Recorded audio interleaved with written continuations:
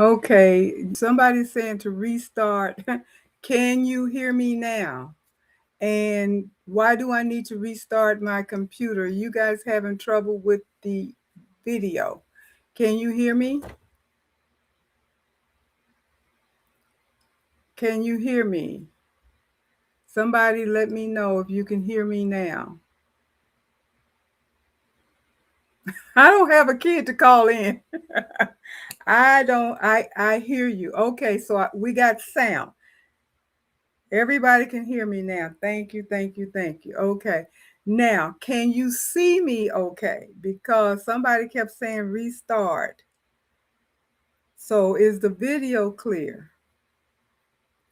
Okay.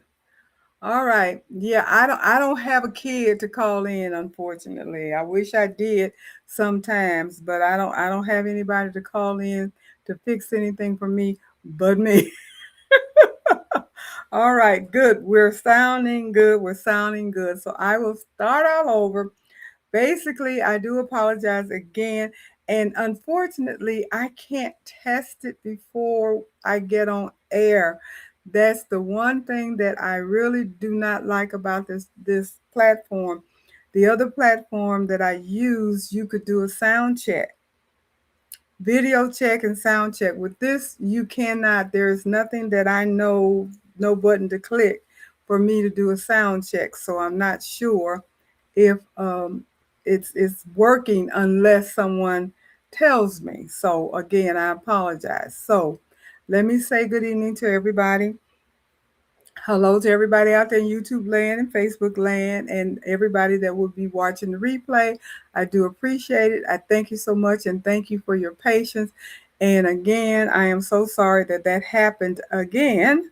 And I wanted to hook up another speaker. So what I think I'm going to do is I think I'm just going to wear a mic because I do have a mic I can wear because I have no way of knowing if the hookup is working unless you guys tell me. So anyway, thank you guys for being here, being patient with me. So let me give a shout out to everybody that's here. Um, so Kingsbury Craft, Jenny, Cindy, Robin, and Catherine. Who else? Who else? Who else? Carol, Eva Marie, and Becky, and Quilt for Joy. And let me see who else. Who else? Pearl is here. And Danielle is here. So let me see. Anybody else? And Angela, hi, how are you? And Angela is saying to give me a thumbs up. So don't forget the thumbs up part. And let me see if there's anybody else that's come on since I got everything fixed. I don't think so. And everybody is pretty much saying they can hear me. Hi, LP, how are you? And anybody else? Anybody else? I think not. I think that's it. So I think I've said hi to everybody. And Deborah, hi, how are you? So I think I got everybody, and everybody can see me, everybody can hear me, and all is well. Thank you. Ha, ha, ha. Here we go again. So yes, we're going to be talking about rulers tonight, quilting rulers, and I think Jenny, you were one of the people that was asking about quilting rulers. And I have to tell you, as you guys know, most of you know, I am not a quilter. I am just now beginning to start my quilting journey, and I've only made two small lap quilts in my whole entire life, and I'm currently working on a quilt. And just a side note, I I'm missing Joanne or some fabric shop around here because I saw this beautiful, beautiful piece of patriotic fabric that looked like it was going to work perfectly for the quilt blocks that I have because I needed to get some more fabric for my sashing and my backing. I ordered it. It came in today. I was so excited that it had come in and everything. And lo and behold, it is the wrong color blue. So I am so disappointed. I don't even know. It's blue. I'm going to see if it's going to look okay or not, but really disappointed when you can't have a visual. When you're looking at pictures, you're not getting the true colors don't come through when you're looking at pictures, and I don't see that well anyway. So it's kind of disappointing to have to order fabric versus going in physically feeling, touching, looking, and all of that with fabric. But anyway, I digress. Back to the quilting. So tonight we're going to talk about the topic that was requested, and decided to go the route of confusion. And the reason for that is that people tend to get overwhelmed with rulers. And if you're like me, you kind of listen to what other people say about this ruler, that ruler, try this ruler, and this is going to solve all of your problems. Now, how many of you have done that? Listened to someone online, listened late at night, looked at some quilting YouTube video, someone doing a live presentation, and they're using this fantastic ruler, and they're telling you this ruler is going to solve your problem. And if you buy this ruler, then you're not going to have to worry about not cutting out your fabric straight, and your quilt is going to be perfect and all of that. So then you purchase the ruler, you get the ruler home, and you try it, and you realize it didn't work any better than what you already had. Now, if you're honest, I'm pretty sure you can say, yes, that has happened, because I know that has happened to me. I have an array of rulers that I'm going to show you that I have in my stash. And like I said, I'm not even a quilter. So why do I have so many rulers? Because I've listened to what other people have said. And unfortunately, I've spent money on rulers that I probably didn't need to get. Have I tried them? Yes, I have. Have they worked for me? Most of them have not. So, what are we going to do about that? What are we going to do about that? Marketing is what makes this worse. They're going to tell you you need a ruler for this, you're going to need a ruler for that. I was looking at a segment from somebody that went to the H&H convention last week up in Chicago. A lot of people went, a lot of content creators were up there, and um, just a bunch of people that we watch. Jeanette was there. Jeanette and her sister Nancy was there. Sean, Go Savvy Sean was there. Um, with the power to Becky with Power Tools of Thread was there. And these are people that actually went to the convention, not were vendors at the convention. And I watched some of the people that were putting their information out there. And there was a couple of people that were promoting all types of different specialty rulers. And I thought about that. I said, that looks pretty cool. That looks pretty interesting. And then some of them I looked at and I was like, I would never learn how to use that ruler. And, all of that kind of stuff. So it's so many different products out there for us to get hooked up on. But if we don't know why we need the ruler and what we plan on doing with the ruler, then maybe it is best that we don't venture out and get one simply because somebody said it is going to be the best thing. So I'm going to tell you about the core rules, what you actually need for your quilting. And even Marie said no quilting for her. You only have two 4x4 quilting rulers. And somebody left. I believe that was Angela had to leave. Uh, da, da, da, da. Angela, I have a meeting at 8:30 tonight. I will watch the replay. Okay, great. Uh, I'm glad you stopped by. And Kara, or if you have a glass of wine and then you shop online. Yeah, if you're drinking and you are looking at somebody on YouTube. And I have to tell you, I watch YouTube a lot, and I watch YouTube late at night. When I'm done and settled in, then I lay up in the bed and I turn it on. When I leave here tonight, 9 times out of 10, I'll go into my room when I get ready for bed, and then I'll turn the TV on and I'll be watching somebody on YouTube. And yes, they do tempt you. A lot of times I look at a lot of YouTube videos of people talking about different tools and gadgets and notions and stuff that they bought and why they bought them and what they do. Sometimes I'll look them up. Sometimes I even may purchase it.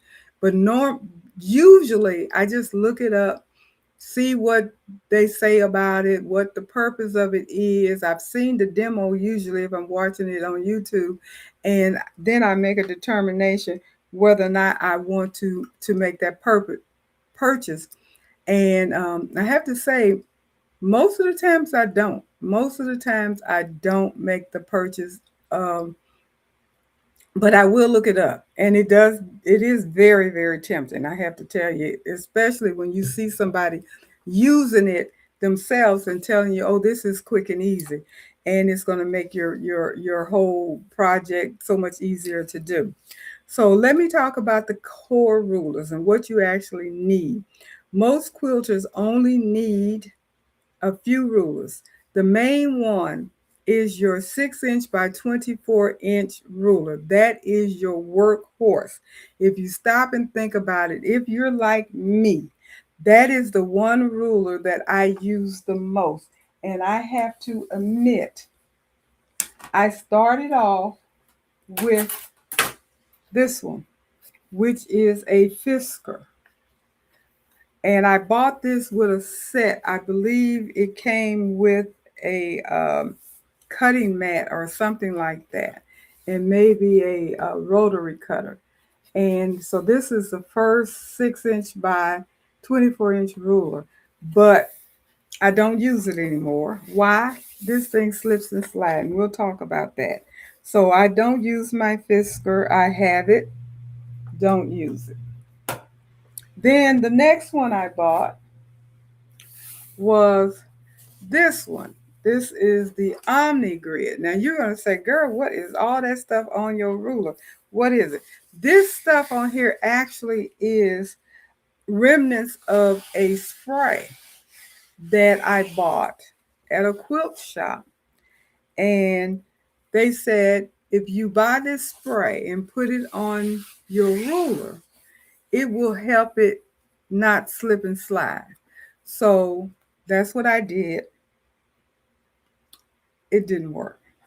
What it did, it stuck to my fabric. So you couldn't move your ruler around without moving your fabric, and it became very annoying. And I stopped using it. It's dried up like this. I never did bother to get the residue off because why? I don't use it. So what did I end up getting that I do use? This is my baby right here. This is my creative grid. And if you guys, which I'm sure most of you do know about creative grid, and you know it comes with the little uh, dots on the back automatically. And this has been the best ruler for me as far as not slipping and sliding around. Um, Creative grids are expensive. I believe this ruler by itself was like 50 some odd dollars. I'm pretty sure it was. It's expensive. It's not cheap. But for me, it's worth it because I use this ruler every day. This is my main go-to rulers, and I'll show you more, but that's my main go-to ruler. That is what they call the workhorse, which is the 6-inch by 24-inch ruler. Then you have your square rulers, your 6.5-inch, your 8.5, your 10.5, your 2.5, or your 3.5, or your 4.5. Those are your square rulers, and they're perfect for trimming blocks. Then you have your specialty rulers. You got to figure out, are they worth buying? Then you have mini rulers for great small projects. Now, I ended up getting, I showed you my Omni grid with all the sticky stuff on it. When I bought it, I believe I bought the kit or the little bundle, whatever you call it. And it came with all four. And then I think I have a 2-inch ruler. I do, but I don't know exactly where it is. It's stuck somewhere because it's small and I put it somewhere else, I think. I don't know exactly where I put it, but I did. I put it somewhere. So this is, what is this? My 8. I believe this is a 9. This is a 9-inch. This one is my 6-inch, I believe. And this one is the 4-inch, which I'm using now for my quilting that I'm doing now. Again, these are Omni grids. They're not super duper expensive. I got this as a bundle. I don't know exactly what I paid for it, but I'm positive it was less than what I paid for that one creative grid ruler that I have. Um, Specialty rulers. What else are specialty rulers?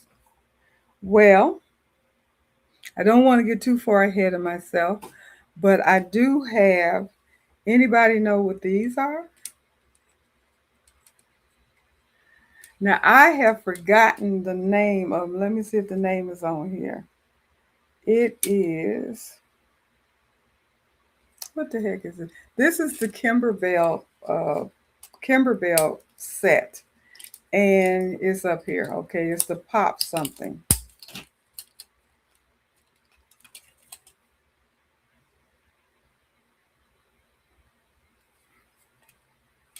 What is this thing called? It's the orange pop ruler. Orange pop ruler. That's what it is. And it comes in a set of squares, and you can get them in rectangular and you can get them in square. And there's another piece that comes with it. It's not just that, because they come in different sizes as a set. And this is not inexpensive either. I want to say this set here was right around $60 as well. Does anybody have one of these sets that you'll know what it costs? Because I cannot remember what I paid for it. I got it a few years ago because I was doing a Kimberbell project and they suggested it. And I know this is all part of it as well. So you got your rectangular, you have this, whatever this is called. It says it's called a tumbler block. This one is called a flying geese. Okay. You got your flying geese and your tumbler, and then you got this little bitty ruler right here. And all of this came with the orange pop. And like I said, I'm pretty sure it's another piece because it feels totally out. And I don't know where the rest of it is. I'm surprised. I thought I had the whole set together, but apparently not. I got this again, like I said, I was doing a project. And of course, it was a Kimberbell project, and they said, get it. And I did. Kimberbell pop rulers is what Cindy said. Yes, that's what it is. And Cindy, you said your favorite are the Omni Grid without the grip stuff. I mostly use the 6 by 24, the 12.5 by 12.5, and the 4 by 36 with the table edge. These are my workhorse. That's good. That's good. And Quilt for Joy says she loves the Quilter Select rulers and the old lipper. I don't know what that is. It has a lip edge to keep the ruler straight. That's cool. I don't know about that ruler. And Pearl said, do they really work? Because I was looking at them yesterday. And when you say they, which one are you asking? Um, what rule are you asking about? As far as the orange pop ruler, yes, I've only used it once, and when I was doing that project. And does it work? Yes, it does work for the project that you're doing, for the size that you need to cut out, because the way that it is made, you put your rotary blade. If you can see the notches, let me see here, notches here, and you got notches all four. Your roller blade goes up into the notches. They go up into the notches. So when you're cutting, you go all the way up into the notch, you go all the way up into the notch, all the way around. And so you go all the way around, so you've cut it out at the size of the inside. So yes, it cuts it out perfectly. So yes, it does work. But how often are you going to use these particular sizes? So I'm trying to see if I can see what size this one here cuts a 6.5 by 8.5. So it's a finished size of 6 by 8. So if you need a 6 by 8 piece, this is absolutely perfect. It's going to work for you. So it depends upon what it is that you're making. And I think this is the one that I use for my project. And again, they're different. This one is going to be for a 4 by 6. So this is a 4.5 by 6.5. So, and these look like, these are the rectangular, so they're not the square. You can get a square set, I understand. And then this big one is this is an 8.5 by 10.5. So you're gonna when set. So 8.5 by 10.5.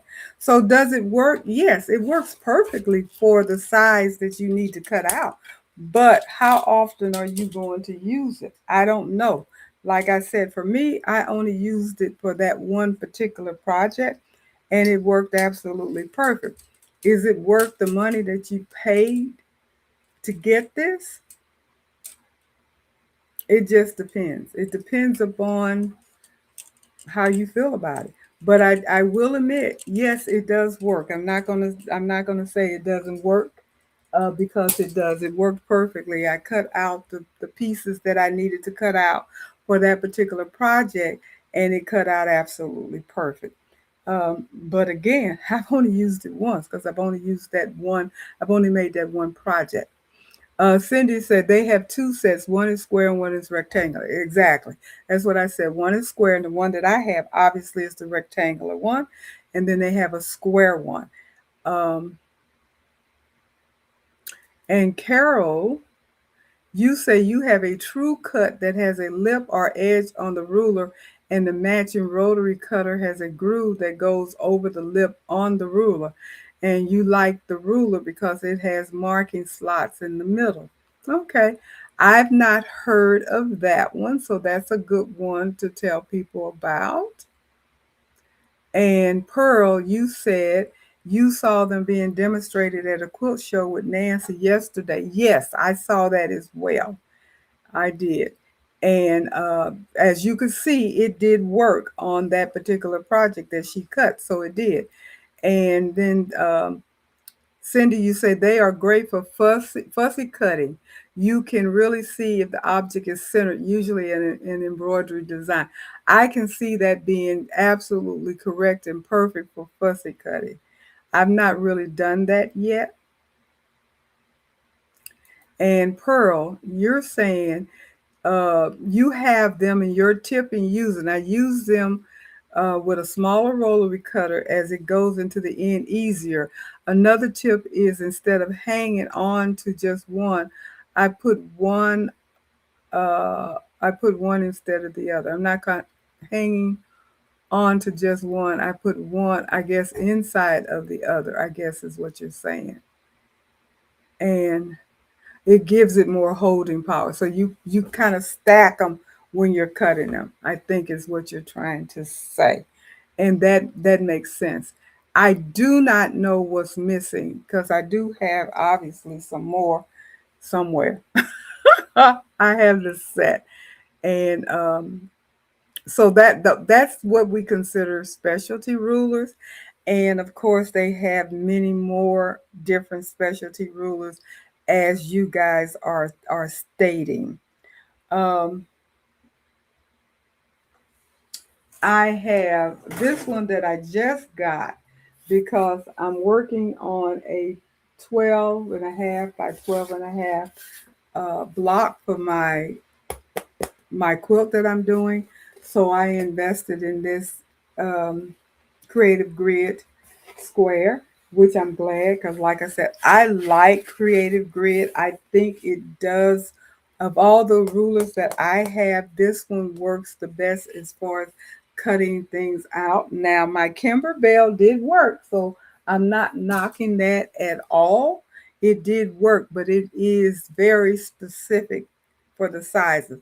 If you were to get the square one, set, maybe you could get more use out of it. I don't know because I don't have one and I don't know what the sizes are. And if the sizes are typical sizes like the 6.5, 4.5, 8.5, what have you, that you would normally be cutting, then I could see it being extremely useful because it does cut perfectly, and the fuzzy cutting does make sense. And Cindy said, wait for a sale because they are expensive. Because, like I said, I'm almost certain the set that I bought was $60, somewhere along that line. So definitely wait for a sale if at all possible. Um,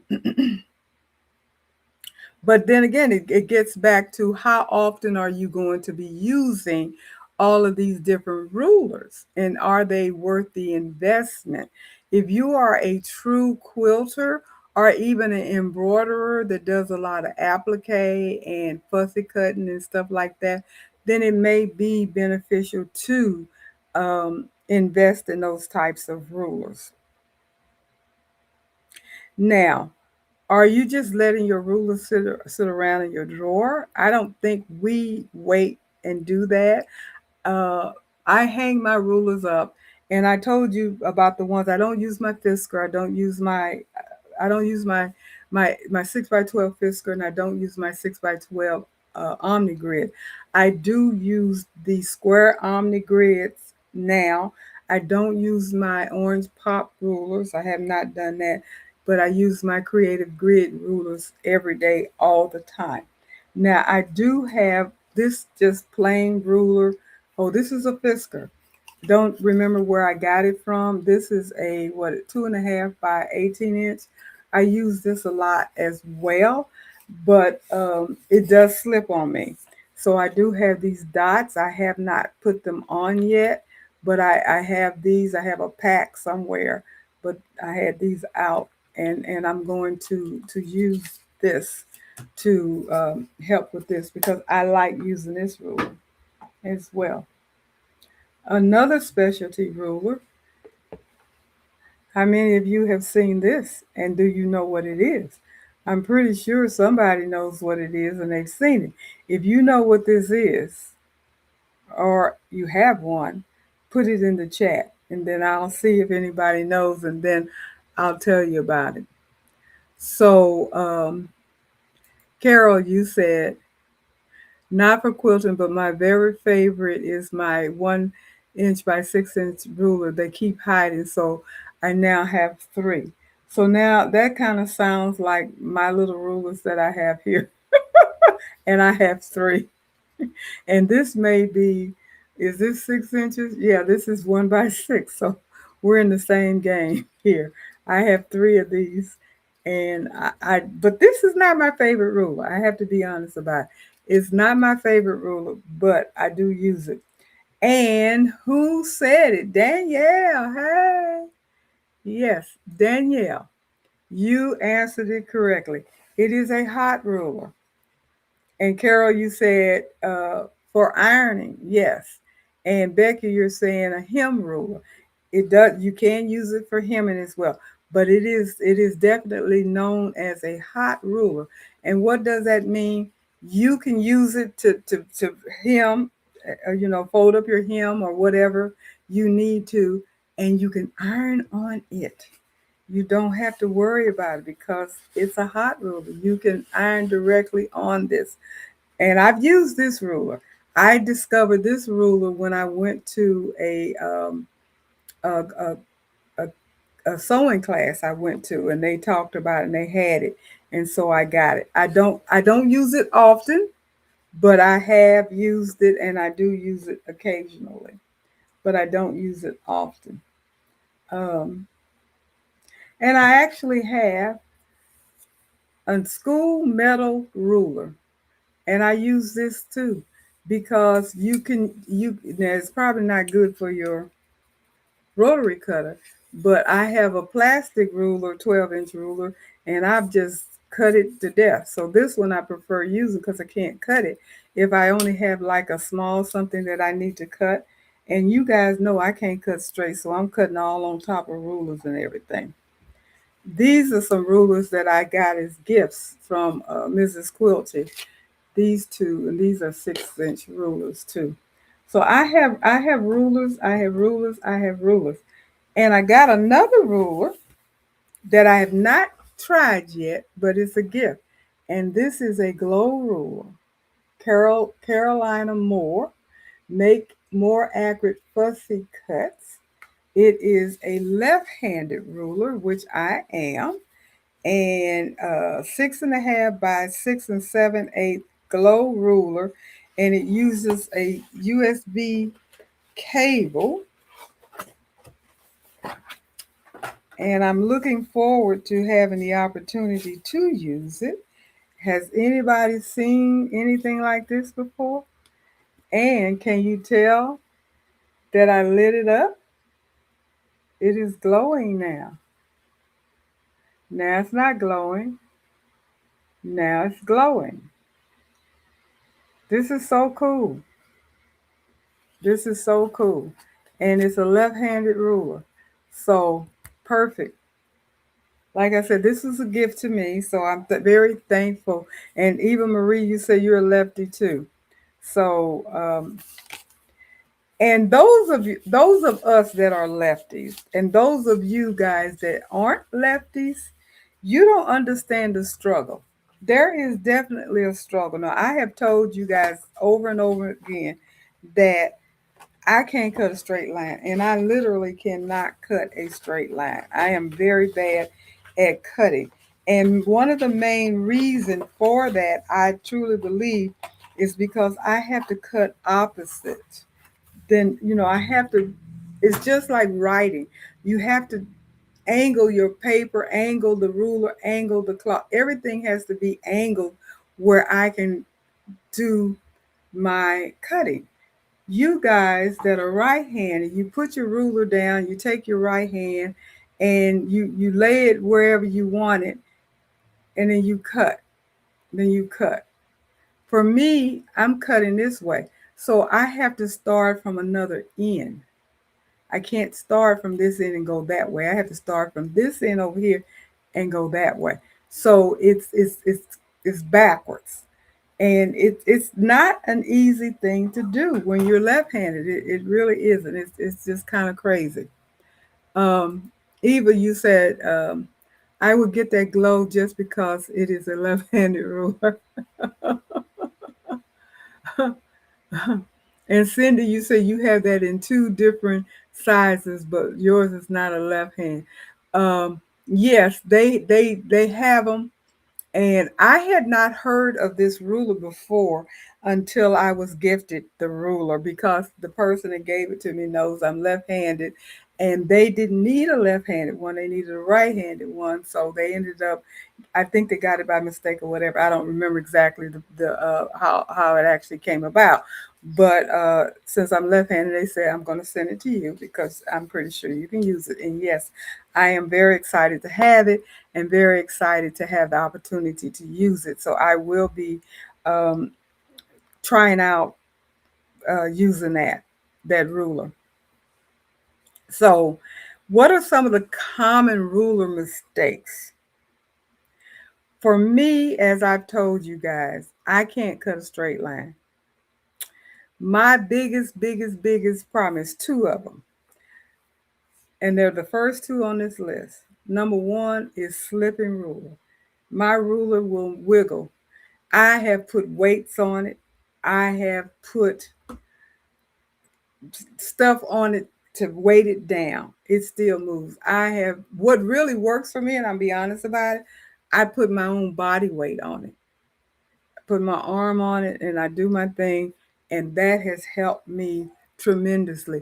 And even with my creative grid, I still weight it down, but it doesn't slip nowhere near as bad as my Omni grid and my fiscal ruler does. That thing just slides all over the place. So that's number one. That's my biggest problem. I can go straight, and then before I get to the end, it's veered off a little bit. And you guys know when you're sewing apparel, and especially when you're quilting, that's the biggest way of messing up the garment or the quilt if you don't have a straight line, because it makes it difficult for you to sew a straight line if you did not cut it in a straight line. So that makes it very, very difficult, almost impossible to get your points to come together if you did not cut the piece out accurately. If you didn't get your square, your rectangle, your triangle, whatever it is that you're cutting, it's virtually impossible to sew the two pieces or three pieces or four pieces together and get the points that you're supposed to, because it doesn't line up because it wasn't cut correctly. So that makes it extremely difficult. The next one for me, and that has happened, reading the wrong line. You're supposed to do a fourth of an inch, and you do a quarter, a half an inch, or you need a half inch, you do a fourth, you do 3/8 or whatever. You just read the wrong line, and you don't realize until after you cut it. That happened to me recently. I know it happened to me numerous of times when I was doing my first quilt, because every piece I cut out by hand. I didn't have my Acro quilt machine at the time. Every piece I cut out by hand. I read the direction. It told me what pieces I needed, what size. I was watching the video. It was telling me exactly how to line it up, and all of the things that you're supposed to do to cut your fabric out correctly. And I'm doing the best I can. And then I cut a strip and realized I didn't cut it on a half inch or whatever, 2.5 inch or whatever. I did 2 3/8 or whatever it was. It wasn't the correct, because I read the wrong line and I wanted to scream. But that's a problem. Cutting from the wrong angle can be a problem. Wrong hand placement. Now, I don't know exactly what that means, but I can see that being a problem. The other one is dull blades. This causes a lot of problems because you're going to get a jagged edge. You're not going to get that clean cut. And I'm talking about myself. There are times when I'm just too lazy to change my blade. Just going to be honest about it. And we need to do better. I need to do better. I have blades. But when you start getting a little drag, or you get a little snag, or you got to go and cut it again, then that's telling you you need to change your blade. And I think I told you guys a while back, I had to laugh at myself, because when I first started using a rotary cutter, because I didn't use a rotary cutter when I first started my sewing adventure many, many years ago. We didn't have rotary cutters. We only had scissors. So I didn't know anything about rotary cutters, did not realize that you don't buy new rotary cutters, you buy the blade. So I'm using my rotary cutter over and over and over and over again, even though it is dull, and then I go buy a new rotary cutter. And I was like, this is ridiculous. But now I know better. So I do better. When you know better, you tend to do better. So that's what I do. Now, so let's see. Somebody said they're using 5-pound bell weights that are easy to hold and use body weights at the same time. Yeah. And Cindy said, "Are you standing up?" That make Yes. I always cut standing up, Cindy. I can't cut. I'm too short. Can't reach my table if not standing up. But yes, I always stand up. And I am short. My table is a little higher than it probably should be. So that also, I'm pretty sure, is another issue for me. One of the reasons why I have difficulty with the cutting. And hi, Prim's Print. How are you? And what are you saying? You are saying this is all the best marketing under a new business name as I am getting away from my marketing more into printing it. Okay, all right. Uh,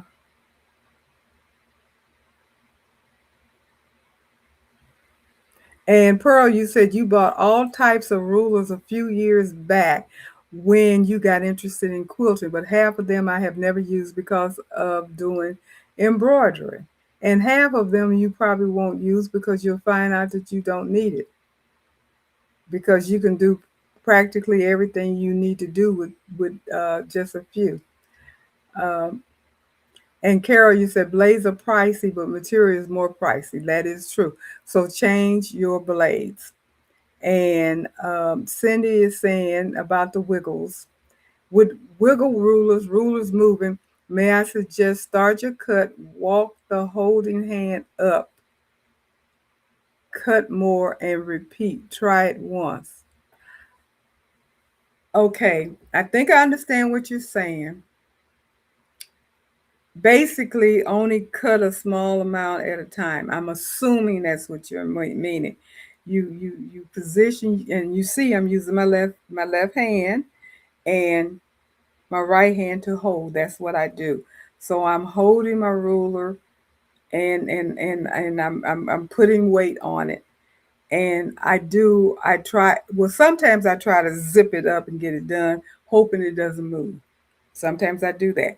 And then sometimes I do what you're saying, I guess, hold it and walk it a little bit and then and hold it. Because sometimes I have to move the ruler up, depending upon how long the cut has to be.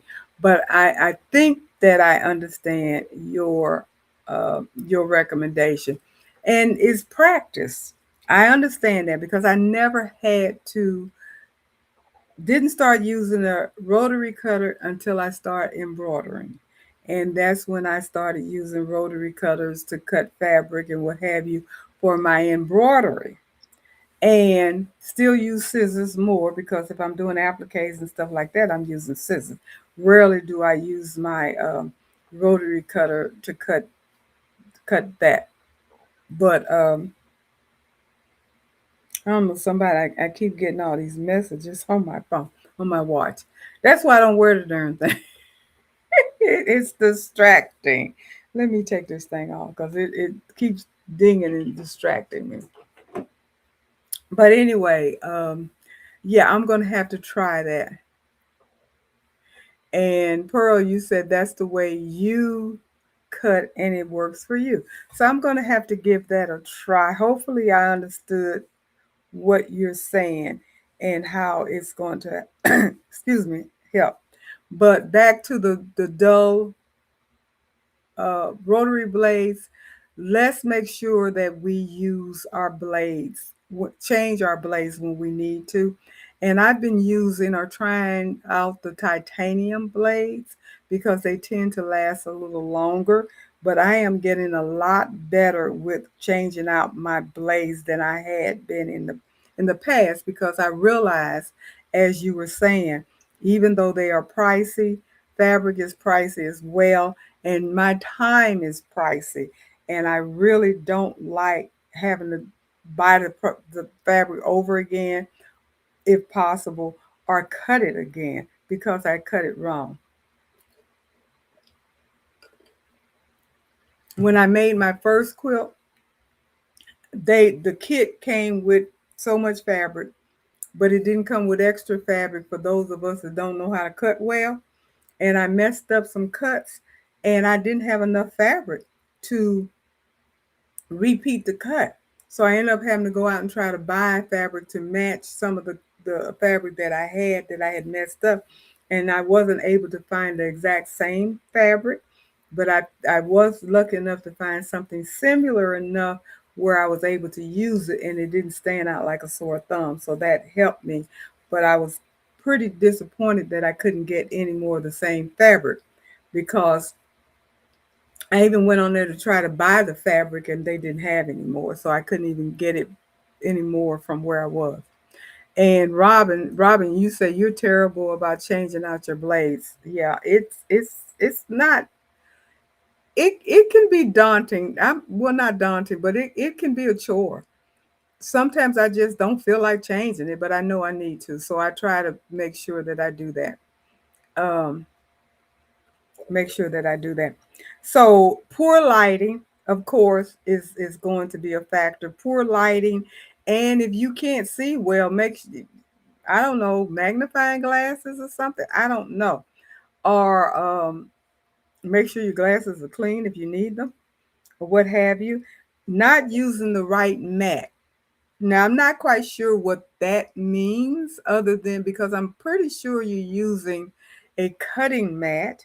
Maybe the mat is not forgiving enough, or maybe it's not a self healing mat or something where the fabric slips and slides on the mat. I'm assuming that may be what they're talking about because your everything has to stay still. If it doesn't, then you're going to have an issue. I was watching a video last night, and I think it was Soye was the company that was presenting it. The guy, So SEWYEAH, that company that sells, it's a quilting shop, and he was explaining how delicate fabric in general is, and the manipulation of the fabric itself, just the cutting of it, the holding of it, the pressing of it, all of that changes the shape of the fabric because fabric can stretch really easy. And if you iron your fabric back and forth, you can stretch it. If you spray starch it and iron it, it gets wet, it can stretch, or when it dries, it can shrink. And he was just going over all of the different things that we can do simply holding the fabric when you're sewing it. And if there's weight on it, it can stretch a little bit. And when he says stretch, he doesn't mean like by inches, it can be less than an eighth of an inch, but he was just demonstrating that if every piece is an eighth of an inch bigger than the cut, at the end, you're going to have maybe a half an inch bigger than what it should be. And if you continue to do this for all of your pieces, you could end up anywhere from 4 to 5 or 6 inches more of that fat size of the quilt than what was planned. Didn't think about it that way, but he was just mentioning how manipulating your fabric in general makes your fabric stretch or shrink, and it can distort the piecing of the pieces, and your blocks can be different sizes, and that's what causes an issue with getting all of your points together and straight. And I thought that was a very interesting explanation and topic, because I never thought about that. I never thought about the simple moving around and ironing or pressing of fabric was could be detrimental to your quilting block. What he did recommend, he said all of these things are necessary and you have to do them. And he definitely recommends starching and ironing. But what he says is consistency is important. If you're going to, whatever starch use starch throughout the entire project. Whatever process you use that same process throughout the entire uh, project. If you're ironing, iron all your pieces. Don't iron some, press some. Don't touch it at all on some of it. And also, and I had seen this on another video, each time you get your block square, trim them up. Make sure that if they're supposed to be 4 inches or 4.5 inches or whatever, make sure you measure and make sure they are. If you need to trim off just a little bit, to make sure they are before you start piecing them together. And then as you build your pieces and you get your block, of course, you need to trim that and make sure that it is the size. Like if it's supposed to be an 8 inch, make sure it is the 8 inch before you attach it to the next block. So that was some good information from me since, like I said, I'm learning, and that helps with you to get your points together. So make sure that you're doing those types of things with your, um, those common mistakes to avoid them. Accuracy is the most important, is very much what I was saying about this video that I looked at, or this presentation that Soye did. And what we have to be very careful with is measuring. Measure twice, cut once. Measure 3 times, cut once. Measure as many times as you think you need to make sure you got the measurement correctly. And check your pattern, check your information. If it says a quarter of an inch, make sure that you have it measured correctly and it's not a half an inch or 3/8 of an inch or whatever it is. Make sure you have that part correct before you cut. So you're looking at it correctly. Just check yourself. And alignment, make sure everything aligns up correctly, as we all know. Check the lines, um, because if it's not aligned right, it's not going to, the points aren't going to work. And of course, the cutting and using your templates and in a straight line. Learning how to stitch straight or using a guide of some kind to make sure you get a straight stitch or the right uh, presser foot, whatever it is that you need to use. Try your best to make sure that your seams are straight all the way down and consistent inside. If you start off at a quarter inch, you don't want to end up with a scant quarter of an inch. You want it to be a quarter inch all the way down, because if it's different in size in the seam, it's going to be off when you're trying to put it together. Now look at me trying to tell people how to quilt. But I'm learning based upon what my experiences has been. And that's why I'm saying it, because I'm talking from experience, from a person that is learning to quilt and that has done all of these things that I'm saying don't do. And I've learned and seen what the outcome is when you do make those mistakes, when you don't have that straight line, when it isn't a quarter inch all the way down. You're going to end up taking stuff loose because it's not going to match up. When you put it together and your seams don't match, then that's going to tell you that it's something that you didn't do correctly. Hi, Leslie. How are you? Who else came on? I haven't spoken to. And Sherry, how are you? Let me see. And Pearl, you're saying that you know for a fact that fabric is alive because of the natural fibers. And I never looked at it that way, but I guess that is one way of putting it, because it will shrink and it will stretch. That much we know. And when it does shrink or stretch, it definitely has an effect on the end results of what it is that we're trying to make, be it a garment or a quilt. How many times have we cut a pattern out? And I know this has happened to me. You cut a pattern out, you cut the fabric together. You got the front and the back folded, and you cut the whole thing out together, and you're manipulating it, whatever it is that you're doing. Then when you're ready to seam it up, you got a little bit hanging over, and like, now, wait a minute. Now, I know I cut this together. Why isn't it evening up? I'm putting the top and the bottom together, and it's not even. You got few little inches in it, not inches, but you got a little extra fabric in there. So you got to do a little maneuvering to make it all fit in there. Yeah. It turns out like that. Um, Quilt for Joy said, what did you say? The owner of the Fat Quarter shop cuts her quilt pieces slightly bigger than she trims down. That's another way to make sure you get the right block size. Yeah, that's a good idea. And Quilt for Joy, you say that measuring your seam allowance to make sure it's a quarter inch helps too. Yes, it does.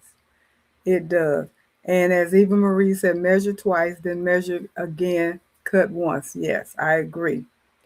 And Pearl, I learned this years back. I've been around here, been here for a while. Yes, that is true.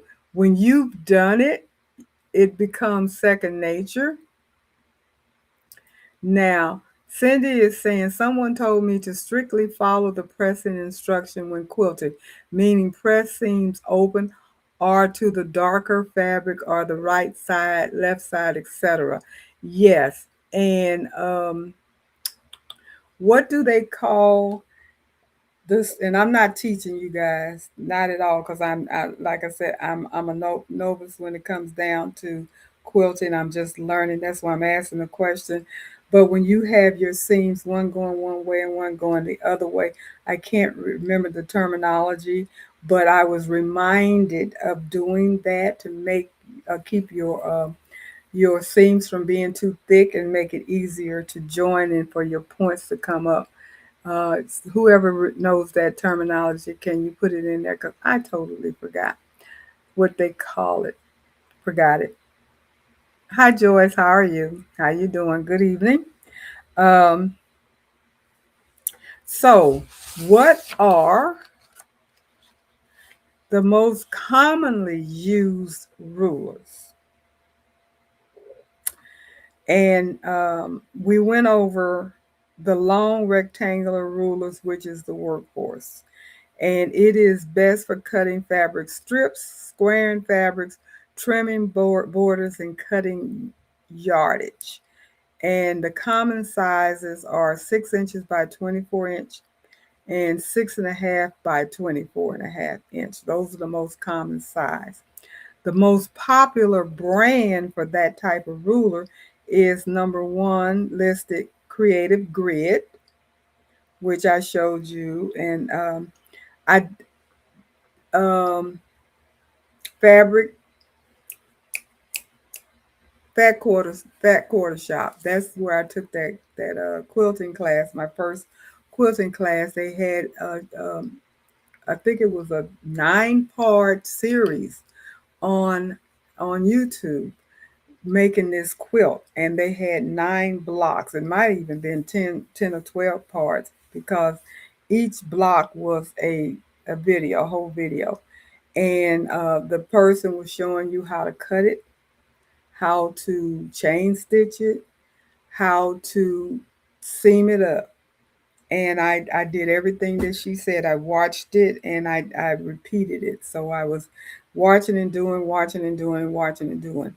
And and I learned the terminology too, although I forget a lot of it. But that's the first time I heard about, not fat quarters, but flying geese and all that kind of stuff. Had never heard of all that stuff before. And now I've heard of it. So at least when I hear it, I'm not totally lost as to what you're talking about. Nesting. Thank you. I appreciate it. Nesting with your hand motion. I knew that is the word you needed. Yes, you're right. Couldn't I knew it was I could not remember that, but thank you so much, Cindy. Nesting is correct. Deborah. Um, and Eva Marie said, "Oh, I never knew what it was called. It was just taught to do it. It is called nesting." And like I said, when I took the class with the Fat Quarter Shop, she was telling us all of the terminology and all of that kind of stuff. So it was really good. It's a very good class for anybody that is not a quilter and wants to be a quilter. My feet hurting. That's why I'm taking my shoes off. Anybody that's not a quilter, wants to be a quilter, or want to be a better quilter, and you think you need to freshen up, refresh information stuff, I would recommend that series on Fat Quarter Shop. It's free, and it's worth it. For me, it was absolutely worth it. I'm so glad I did it because that was my very first quilt, and I was able to make it, and uh, I felt like I was successful. So, and I did pretty doggone good with getting my points together. So, I was quite proud. And Cindy said, I want to see your quilt. Well, I'll pull it out for next week. The one that's hanging on the wall that's in the back is also a lap quilt that I did. And that one was with when I did AccuQuilt, which is what I use now. I use, because my cutting is so bad, I decided after several of the people in the group, in my Wednesday Zoom group, the Social Society crew group, several of them already had AccuQuilt cutters, and they were swearing by it. So I decided to invest in one, and I am so happy that I did that. I am so happy that I did that because I feel so much more confident in doing quilting, because if for no other reason, my blocks are cut correctly. They are cut the way they're supposed to be cut. So they're not crooked and jagged and all of that nonsense because of the machine or the die that is cutting it. So that makes it so much easier for me. But yeah, it's what I chose to do. And so I will show you that other quilt. And Eva, it sounds like it will help with the sewers too. And Cindy said, no ruler confusion with an AccuQuilt cutting machine. No, that is true. And who is that? Quilty Bird Alicia is her first time being here. So welcome, welcome. Thank you for stopping by. I do appreciate it.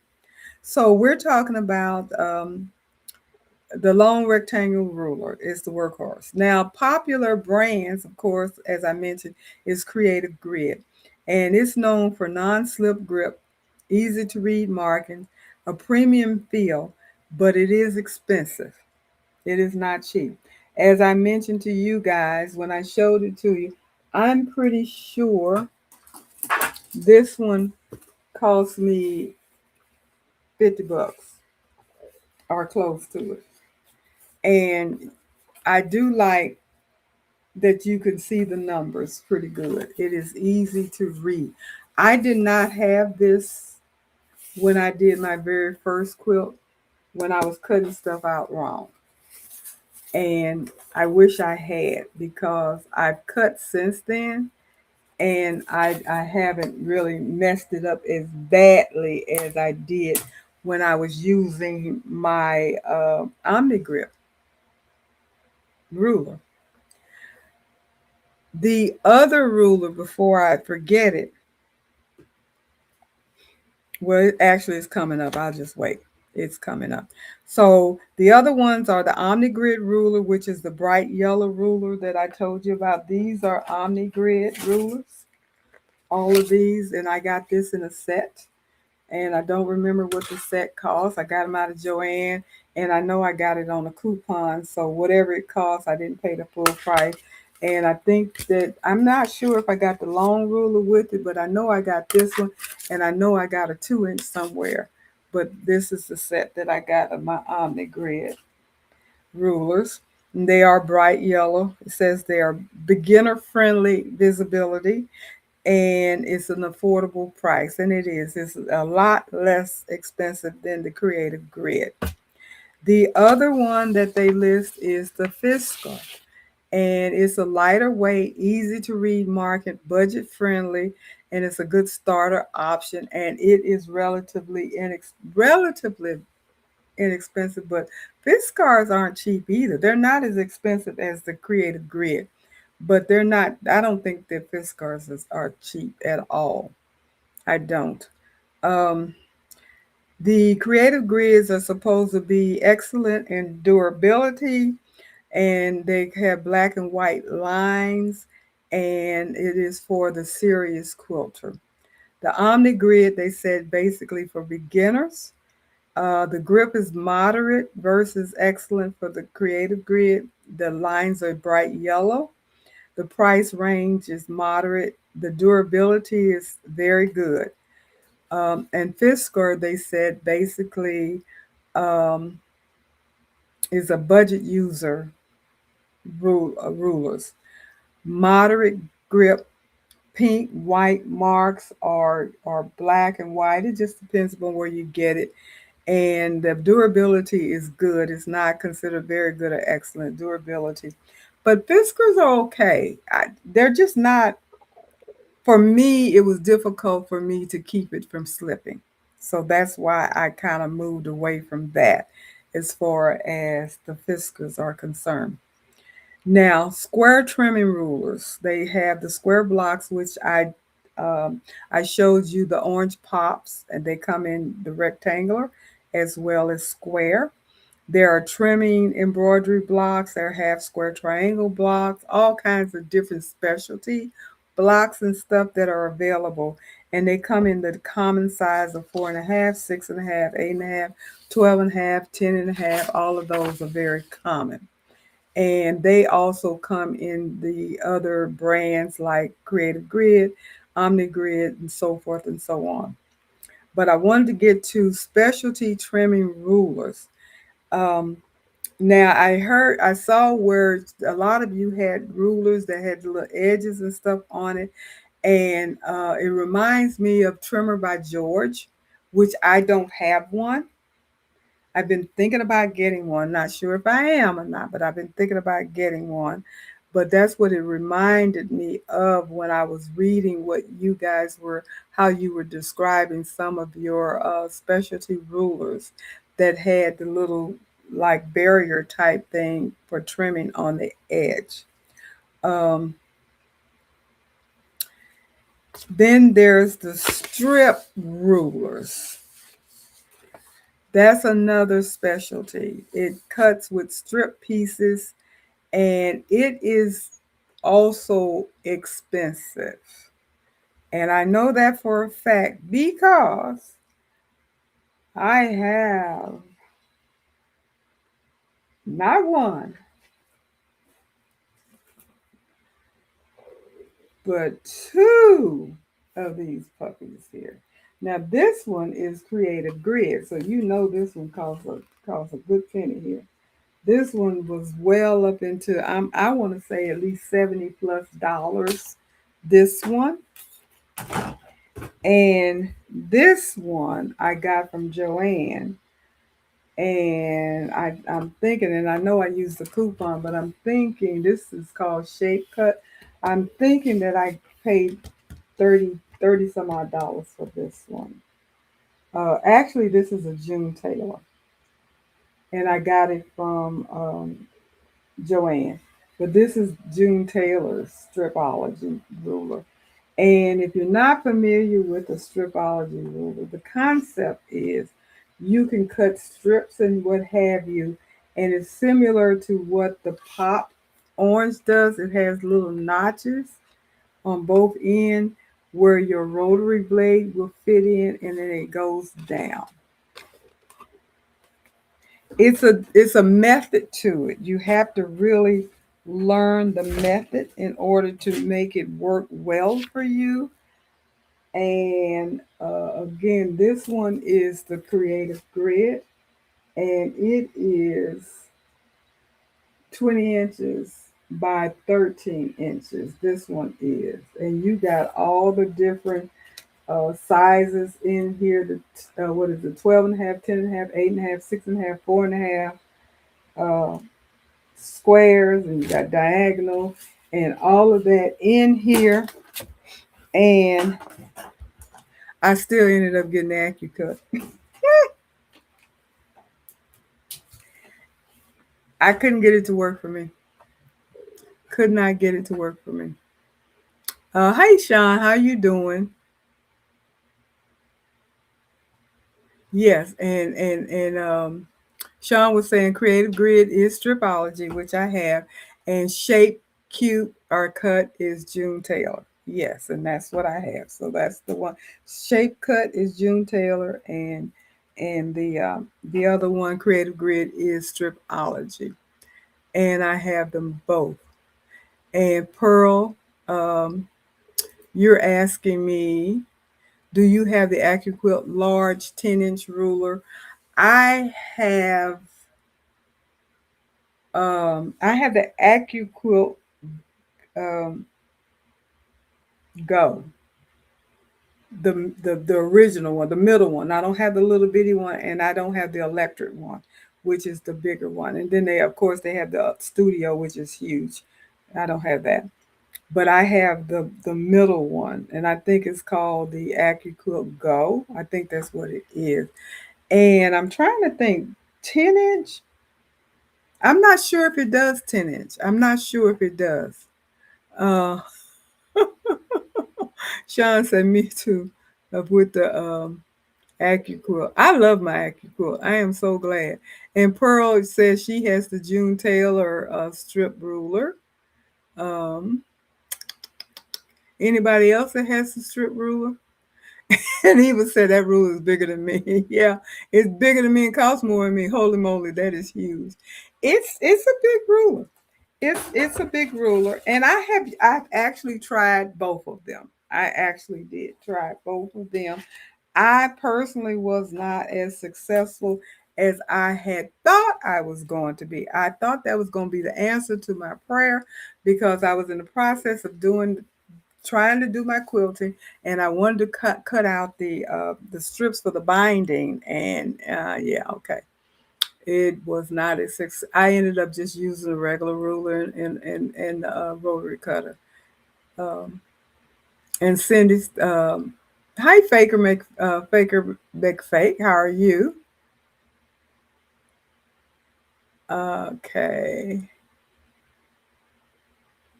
And Sean said, I love my trimmer by George. I also am a quilter select, which I've heard, and creative grid girl, stripology too. Yeah. And these are rulers and stuff that are considered specialty rulers. They do have their purpose and usefulness. And for those that can figure out how to use them to make them work for them, then I would say yes, it is worth purchasing. For me, um, my stripology and my shape cut is collecting dust because I've only tried it once. Maybe if I continue to try, but then that's wasting fabric. I don't know that I would have gotten better with it. But I thought it was going to be just absolutely perfect. How can you not? But I was reading something where obviously somebody was trying to sell a different system, and they were talking about the trimming part that you put the rotary cutter in was too wide. Therefore, the rotary cutter can still wiggle, and the possibility of not having a straight cut is there, which is true. The possibility of not having a straight cut is true because that happened to me. Unfortunately, I did not get a straight cut even using my stripology, which just blew my mind because I'm thinking, how can you not get a straight cut? But yes, that can happen because things do slip for me. But yeah, that happened. So but they were saying it has to be so tight together where there's no room to wiggle as far as your rotary blade is concerned, then you're bound to have a straight cut. And that's not what happens with the stripology, based upon what this person was saying that was trying to sell their product. I didn't even get to the end of it to see what the product was because I wasn't buying another one. Um, And Cindy, do you have an Amazon page? The OmniGrids are available as a set at Amazon. Okay. Yeah, I bought my Omni Grid at I'm pretty sure I got it at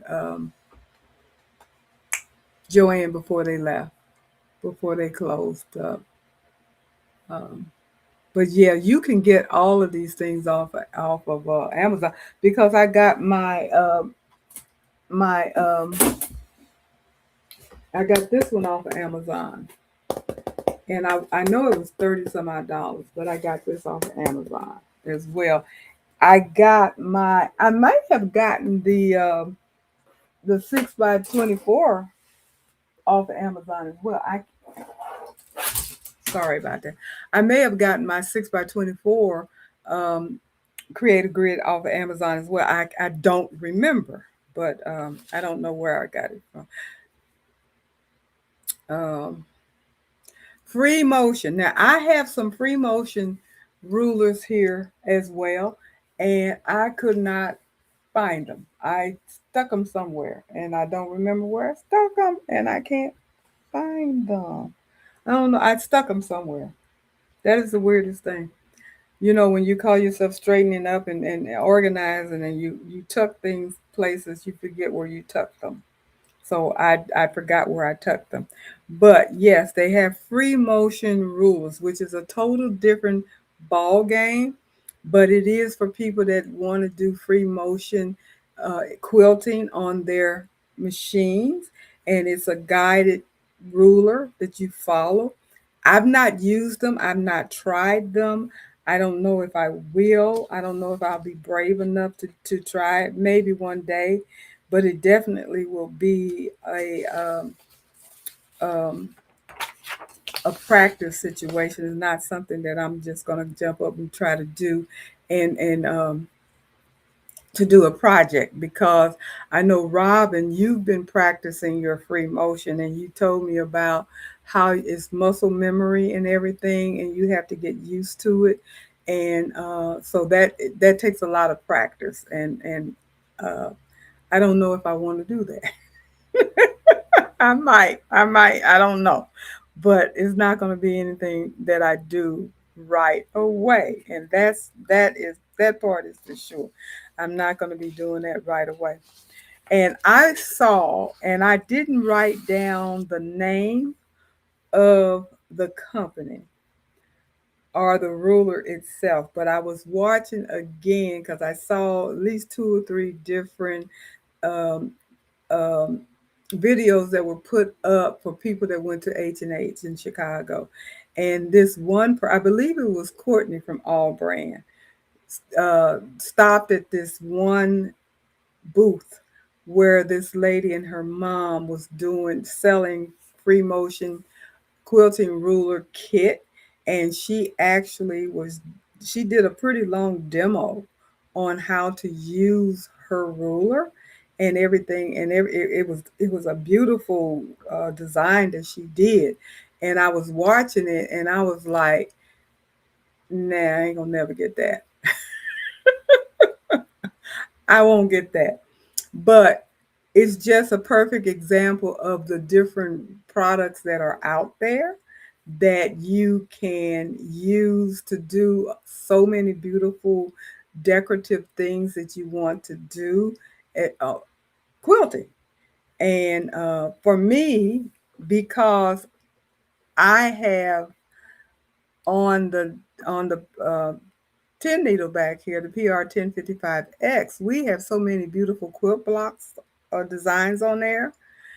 I'm going to just use my quilt blocks that I have on my machine and do my quilting.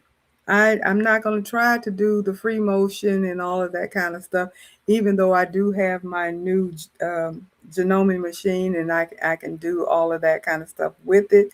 I just feel like I'll be happier doing my quilt blocking using my 10 needle machine and my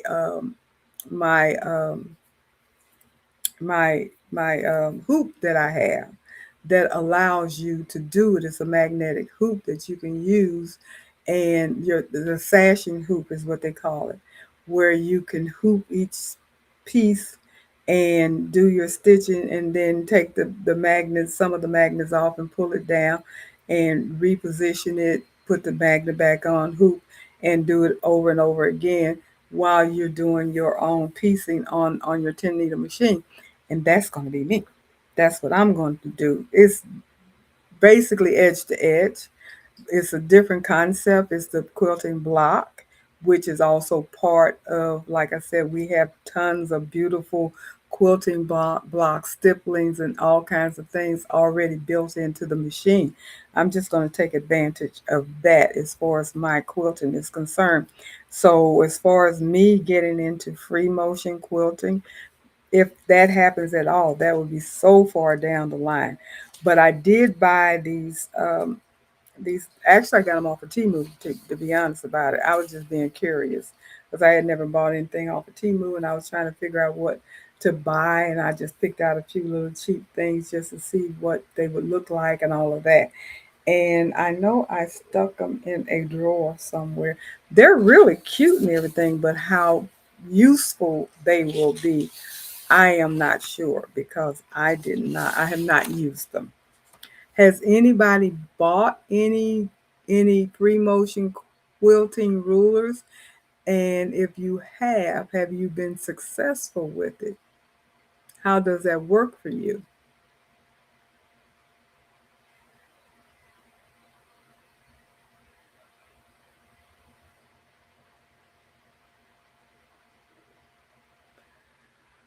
Okay, Eva Marie, you're asking me what was the name of that class, and I'm assuming you're talking about the quilting class that I took with fat quarters. I do not know. I'll have to look that up.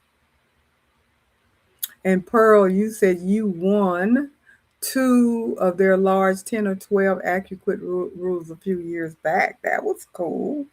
That was cool. And then Leslie, you're saying, what did you say? You have the largest strip, you got the largest stripology at a craft fair.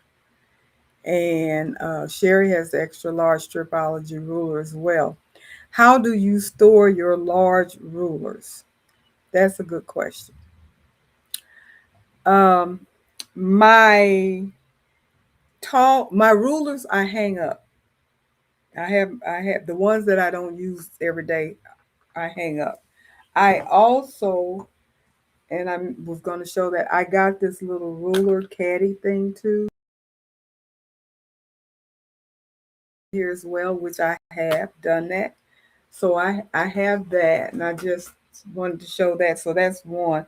My stripology rulers, I have space in between my cabinets where I have been able to stick them in there so they can sit up, and it's small enough where they don't lean and everything, and they just kind of sit there. And so far that has worked for me. I don't have anything special. I haven't put anything around them or anything to keep them from bending or breaking or anything like that, and they've been fine for now so far. But that's how I have stored mine at this point. Same way that I do my long scan and cut mats and cricket mats and stuff. My 24-inch cricket mat, they I have enough space to just kind of slide them up in there. So that's working for me right now. That's what I do. And Sean is saying trimmer by George you use with the larger rotary cutter, the 60-inch, I'm assuming. I have not used, well, I don't have one, and debated whether or not to get it, decided not to get it, and now I'm thinking about getting it. So we shall see. Ah, Carol, Carol. The more I watch this, the more I don't want to quilt. But man, I admire those of you who love that art. Not for me, ladies. You know what, Carol? I ain't mad at you. Not at all. Because I don't know if you remember, and it hasn't been that long ago. I would say a year, where I said I wasn't quilting either. I didn't I'm not getting into quilting. I remember saying that distinctively that I was not going to quilt. I was not getting into quilting. That's not my thing. And I've already made two quilts and working on the third quilt. I have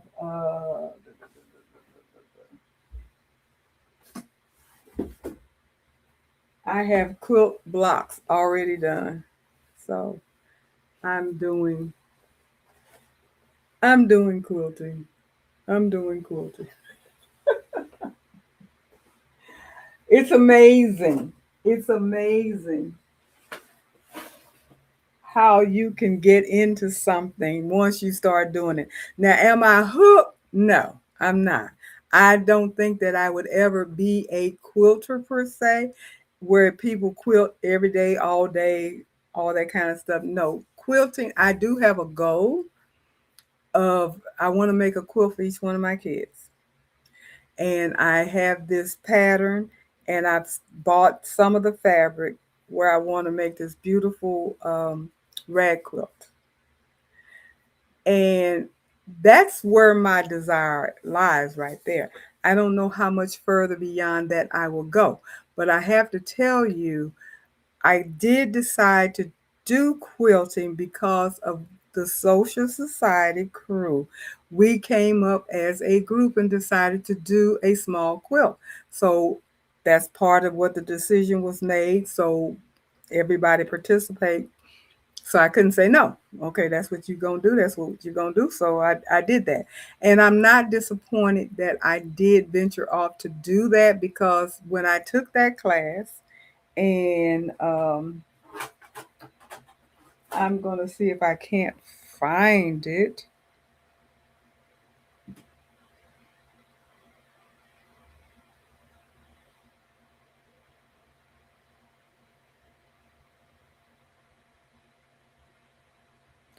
And I'm gonna see if I can find it so I can tell you. But I guess if you put in here quilting course, I guess I don't know. I will see if I can find it.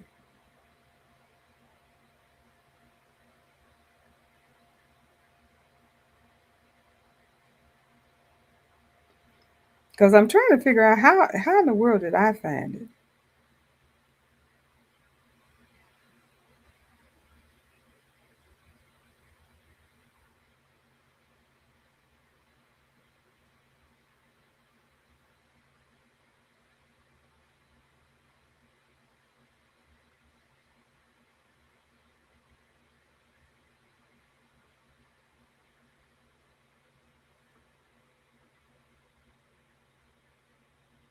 Okay.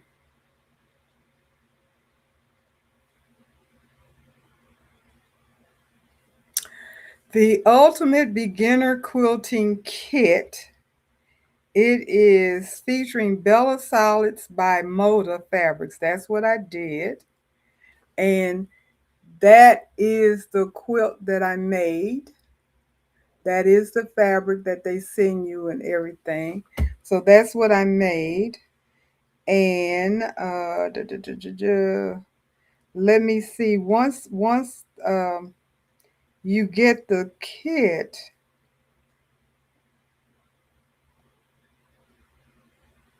okay, free quilt video tutorial. Let me click on that.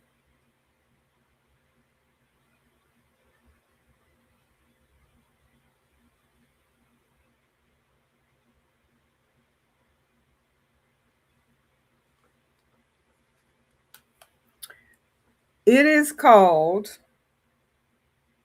let me go back. It is called the Ultimate Beginner Quilt. Let's make a quilt from start to finish. It's on YouTube. It is the Ultimate Beginner Quilt series by Fat Quarter Shop. The Ultimate Beginner Quilt series by Fat Quarter Shop. And it is on YouTube. It is free. And I don't know how many it is. It came out in 2019, I believe it is. But anyway, it is still out there and available. You will make a 50.5 by 50 inch quilt. And you don't have to buy the kit. I think you if you get the pattern though from them, you don't have to buy the kit unless you want to, but they do sell the kit for 50 some odd dollars, which makes it easy because you can follow them exactly, you know, step by step by step by step. So if you're interested in it, check it out. It is the Ultimate Beginners Quilt Series by Fat Quarter Shop. So hopefully that'll help for those of you that was asking.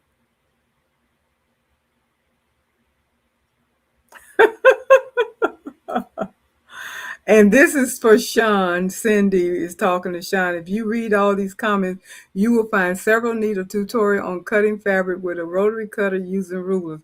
Maybe a Sunday fun day. That sounds like a Sunday fun day to me as well, Cindy. And Carol says, I have heard of people putting, a, what is it? Putting a metal sheet from Lowe's under their mat and using strong magnets to hold their rulers and patterns down. That's a new one. I hadn't heard that. Um,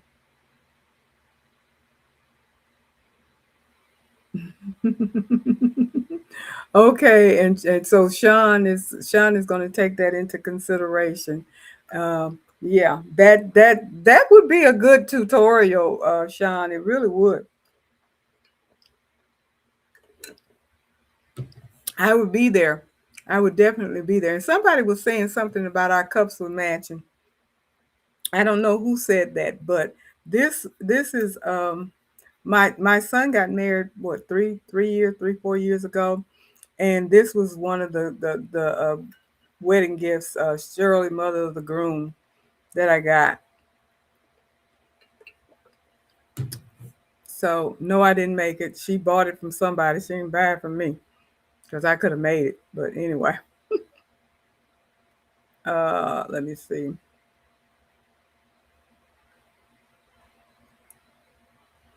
And yes, thank you, Sean. Hit the thumb up button, you guys, please. I need it.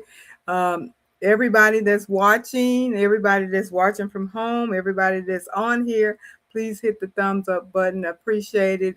I need it. Comments.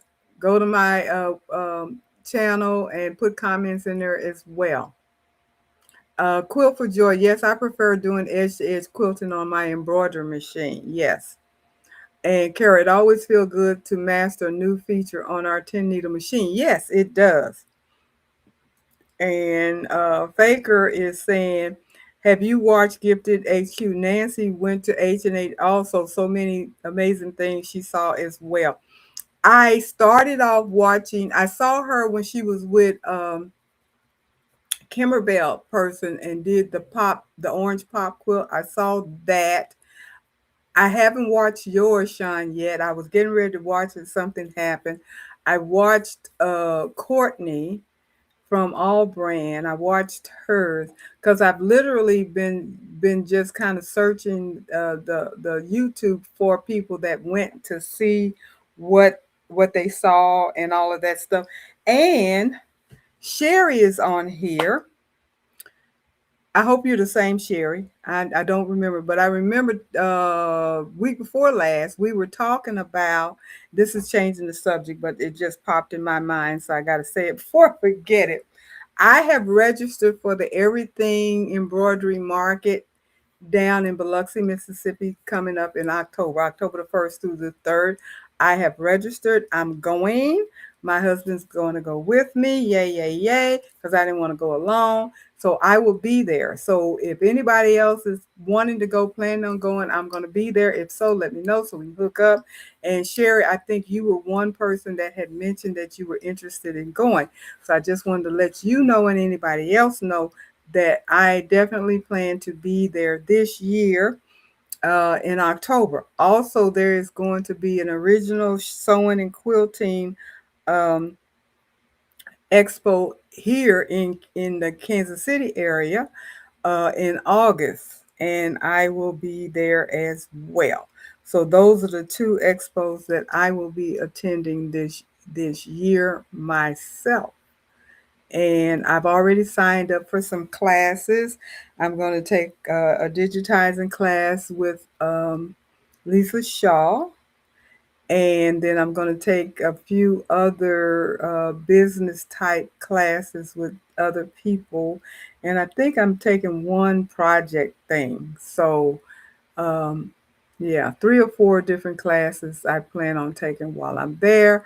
Hopefully, do a little shopping, not much. Ain't gonna buy no machines or nothing, but I'll walk around and look and see what's out there and pick up an item or two here and there, and hopefully just find some things and try to do some videoing and stuff like that so I can come back and share that with you guys as well when I get back. But this is a while back because one is in August and one is in October. But I just wanted to mention it because the registration for the Everything Embroidery Marketing Expo in Biloxi, Mississippi is open. Right now, there's plenty of rooms in most of all the classes. They're not full. They haven't sold out yet.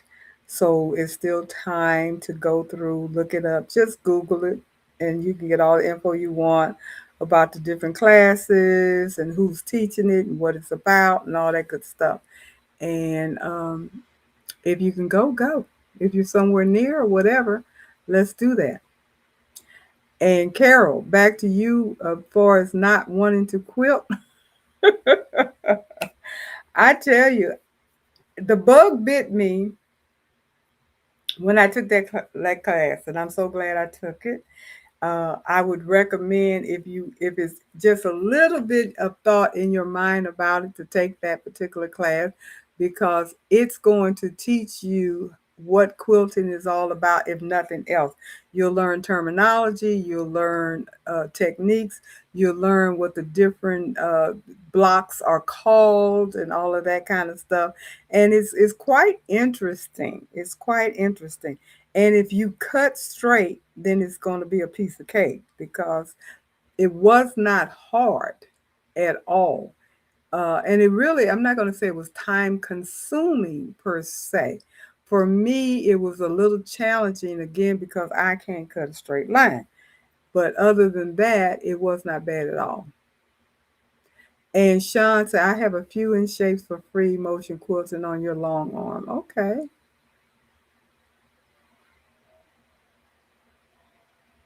And Jenny says she has a few of the free motion quilting rulers and foot, but haven't tried them yet.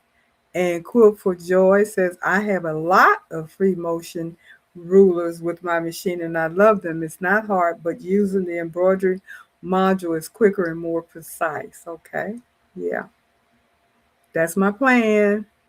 And Sean, I have my rulers are all hanging on the wall. I do have a couple of ruler caddies. Okay, so she has a couple of ruler caddies. So that tells you she has quite a bit of rulers. Like we were talking about, we tend to collect rulers mainly because we think we need them and maybe because somebody told us we did.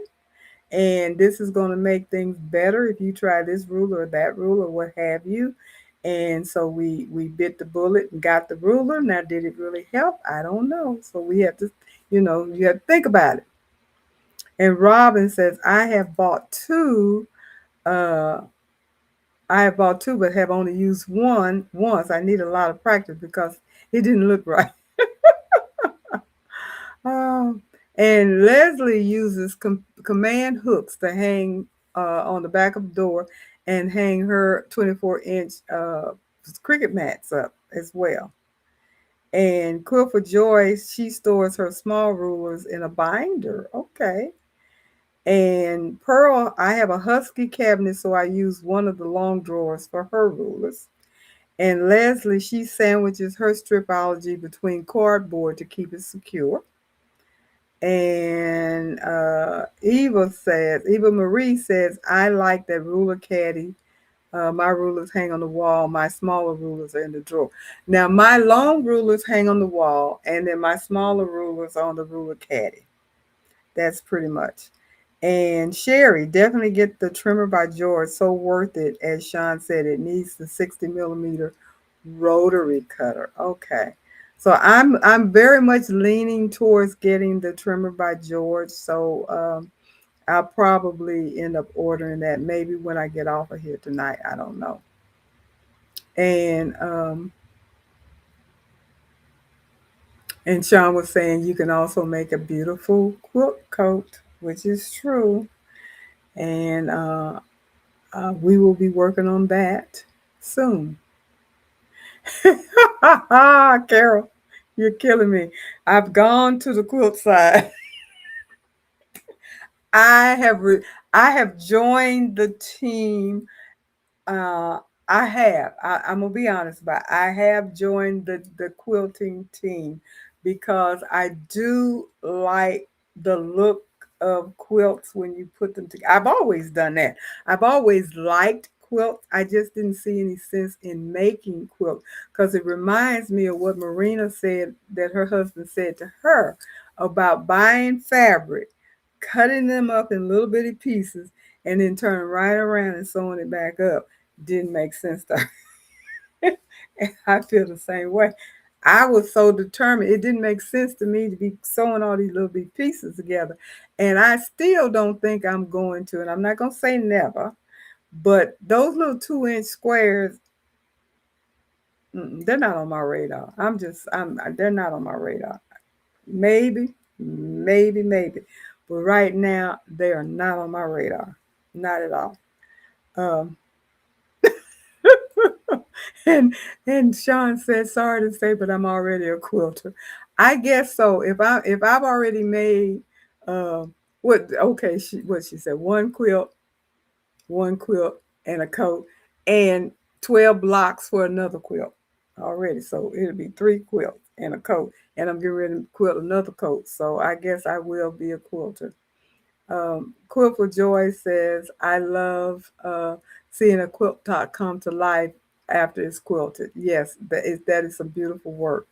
When I go to these quilting expos and what have you, and I see those absolutely gorgeous quilts hanging up, or even when I'm watching the quilt fabric stores and stuff online on YouTube and what have you, and I see the beautiful quilts hanging up behind, I'm always in awe. I'm always in awe. It's like, how I understand it a little bit better because it used to be it just totally blew my mind. I couldn't figure out the pieces and stuff, but now I understand it because when I look at them now, I can see the squares that are cut and just the way they're arranged make them look so intricate. I see that now, but beforehand, it was just a total mystery to me to see how um, all of this stuff comes together.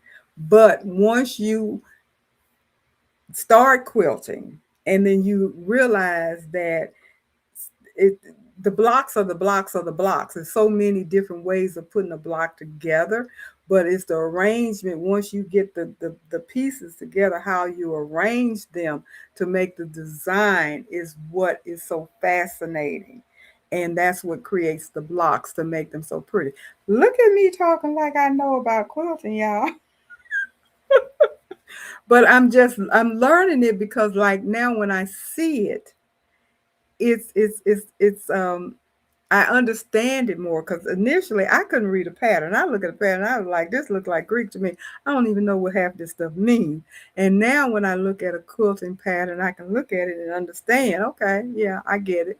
I can do this. I can cut it out and do it. Um, but the thing is, it's got to be done with an AccuQuilt cutter. And I bought the Alice Wonderland quilt book that I am trying to work through. Okay. And Sean is saying, oops, one quilt and what is it? One quilt, two quilt, and one coat equals a quilter. And don't forget a quilt, another coat coming up. Um, And Leslie says she got started quilting with an AC Moore kit that used Americana fabric. From that one kit, I used Japanese fabric and African fabrics to make similar lap quilt. And that's how she got started. And I have to tell you, and we ain't getting ready to start no argument on this right now, but I'm just going to give her props. Leslie has made a absolutely gorgeous, gorgeous t-shirt quilt that I just love, that I just love. She said it took her, what, 6 years or whatever. It took a minute for her to put it all together, but it is stunning. It is absolutely beautiful. And no, I am not making a t-shirt quilt. So we won't even go there. That is not going to happen. Not going to happen. Um, And Cindy, you're saying if you ever get your UFOs done, then that's my dream quilt.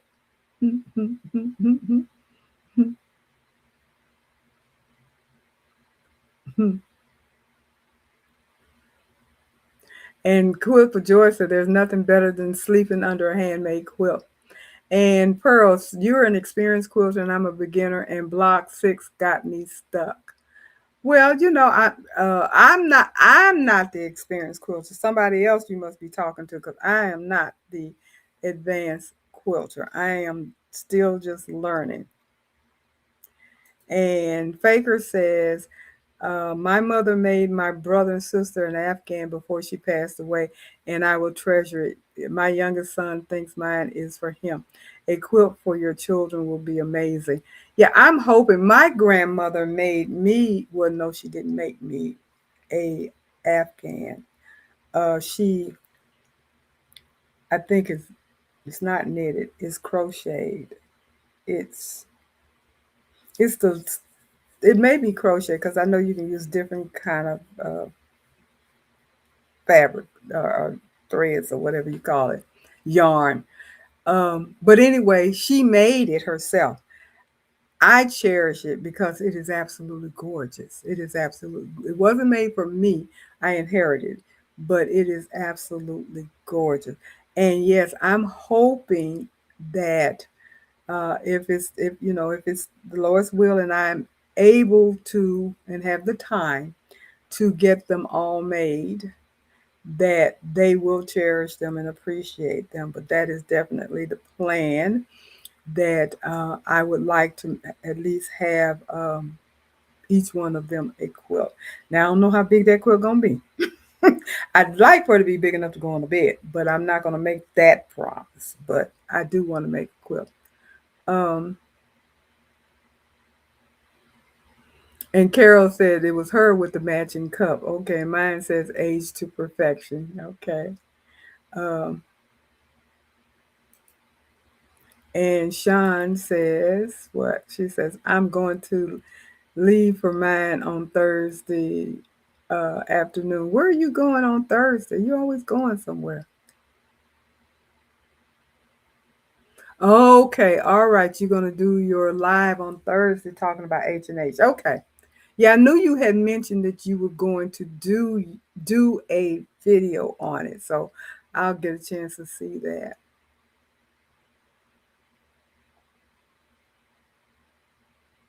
Okay, Sherry, you're going. Good, good, good, good, good. Where are you, Sherry? You're picking your classes tonight, so I'm glad you're going. Yes, we got to hook up, we got to meet up, and all that kind of stuff like that. So I am so glad that you will be going. And I put my email on last time. I hope you got it. Just go to my channel and send me a message so we can hook up and make plans, so we can make sure that we see each other while we're there. I definitely don't want to be there and don't get a chance to meet you and see you. And if there's anybody else, um, Mm. And Faker, are you going too? Are you going as well? I will see you there. So so that would be me and Sherry and Faker are going to the embroidery, everything embroidery market expo in Biloxi in October. So the more the merrier. You guys, if you're going, go ahead and get signed up and all of that kind of stuff. And Cindy is saying, what software does Lisa Shaw use? I'm unfamiliar with her. Lisa Shaw is in Brilliance. She is, I'm assuming, I'm pretty sure she works for in Brilliance because she has numerous tutorials on YouTube for all different in Brilliance. And she definitely does a lot of teaching with the digitizing. When I know at this particular expo, she's going to do a like a beginner digitizing hands-on presentation on Thursday at noon, which is day one because it's Thursday, Friday, Saturday. Day one, the one that I signed up for is going to be Thursday at noon because we're actually going in Wednesday in order to make sure that I'm there because I told my husband, I said, I want to take this class. So we got to go. So I'll be there in order to take this class because I want to take the class. And she's going to go through Stitch Artists. And I have Stitch Artists 1, 2, and 3. I'm going to get my behind up and stop being lazy and start trying to learn some of this stuff on my own, looking at some of her videos and stuff before I go. If you're planning on taking that course, she did say for you to bring your own laptop. So I have to remember to take my laptop with me because I will, which is cool because I want to be familiar with what I'm using. You can save the stuff and everything. So I will be taking my laptop. I do have Embrilliant Stitch Artist 1, 2, and 3 already. So I'm cool on that and I'm taking her course. She's also going to teach at 3 o'clock Embrilliance Essential. I'm not taking that course because I think I know it's a lot that I can learn even more about Embrilliant Essential and enthusiasts and all of that stuff, but that's something that I feel like I can learn on my own without having to pay to take the course. So I'm not taking that course. I'm just going to take that digitizing course that she's going to be doing at noon on Thursday. And that's the only thing I'm taking on Thursday. I said I'll spend the rest of the day doing whatever, whatever. And then Friday, I know I'm taking a 9:45 course. I think it's on pricing, and I'm taking I think it's going to be 11:30 course on something. Can't remember exactly. And then I'm taking a 3 o'clock course. So those are the four courses that I'm taking over the course of the time. We haven't gotten our tickets yet, so I don't know. I'm pretty sure we're leaving on Saturday. I don't know what time. There's a class I want to take Saturday at noon, but I don't think I'm going to be able to take because I don't think we're going to stay that late because I don't want to be getting in midnight. I don't want to get in at midnight, so probably will be missing out on that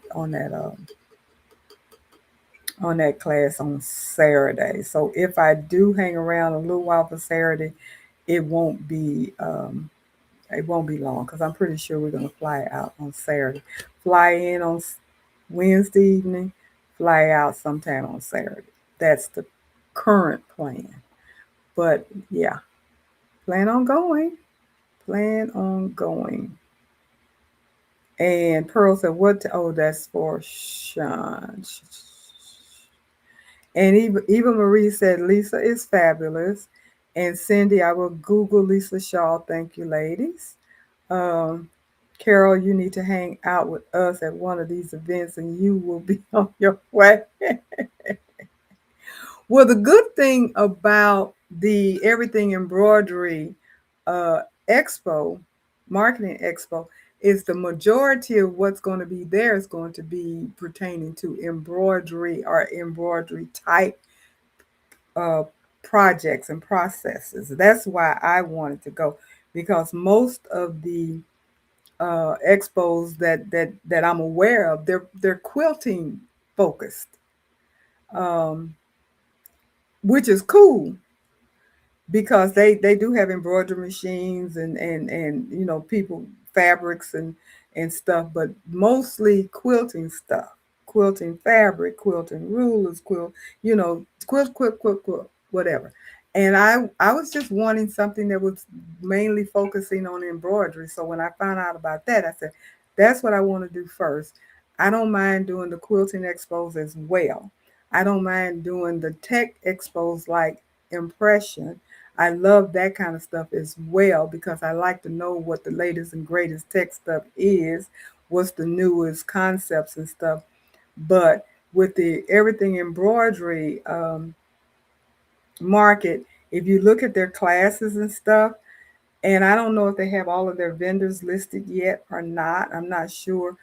But they have a lot of classes where they're teaching different types of techniques and different trends and stuff that has to do with combining textures and all kinds of stuff. And you guys know I love texture. Whereas, um, you know, out the box type situation. And that's what I'm interested in. I want to get out the box is more, like I mentioned before, not just plain old flat embroidery. I like 3D, I like dimensional, I like texture, all of that kind of stuff. And that's where my interest lies. If I had the time and the money, I'd take more classes. But the problem with all of these things is they always have things that you want to take at the same time because it's like two or three different classes that I'm interested in, but they're all being done at the same time. You can only be in one place at one time.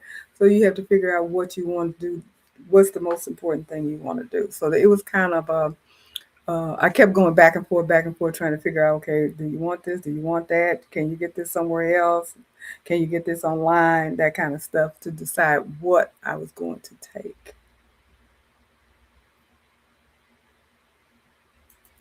And Sean is talking about collected them all the things like flying geese, flying. I have used them all now that I have the Acro quilt. I use it more. I still take time to keep my cutting in check. Okay. Oh, hey, pretty eyes. Thank you. I'm trying to get my dreads back. I found a loctician here. I tried to do this over a while back while I was in Maryland. Couldn't find a person to do it right, like I wanted it done, and so I kind of got away from it. And now I've actually found a licensed loctician that does dreads and locks and micro locks and all that kind of stuff. So she's working with me to get my hair obviously to grow into locks. So I am so happy because I had my locks down to here once upon a time and I want to get them back. Hopefully I'll be able to get them back.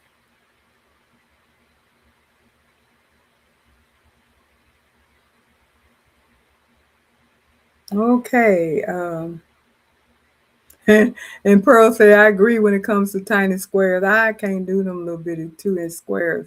I'm not ready for that. Cindy, I just do not understand Trimmer by George. Why not put a ruler in between the fabric, separating the batting, stabilize, and then just pop a ruler on its side and push it against the sew line and cut? Well, I have to tell you the little secret, and the reason why I didn't get the Trimmer by George when it was first introduced to me a couple of years ago when we were doing our Christmas tree skirts. Um, one of the ladies in our group, in our social group, says, all you need is a seam ripper, and you just go against your seam, your thread seam, and cut it out with the seam ripper. And that's what I've been doing ever since. And you don't have to have the trimmer by George. Uh, it, you ain't spending that 50 some odd dollars. But I also know a lot of people swear by it, like it, and stuff like that. And you know how we are. Back to what I was saying at the very beginning, people tell you it's the best thing since sliced bread, and you buy it and try it. And so that's where my curiosity is. But in all honesty, the seam ripper works, and what you're saying um, makes perfect sense. You can do without it, but you know, you know how we are. Jenny says it's a guard to cut the batting only and not the project, if I'm correct about that. And that is true. It is for the batting and or the stabilizer. Now, when we were using it, and basically it was Taisha, when Taisha and Miss Banks told us how to do it, and she showed us how to do it, and it worked. It worked, so it was fine. And that's what I've been doing ever since. And it is a protection. And Faker said you're an hour away from Biloxi. So are you in New Orleans? Is that where you are? Just curious because we were trying to figure out where we were going to fly into to get there. And that's when I realized that New Orleans is just about a little better than an hour away from Biloxi.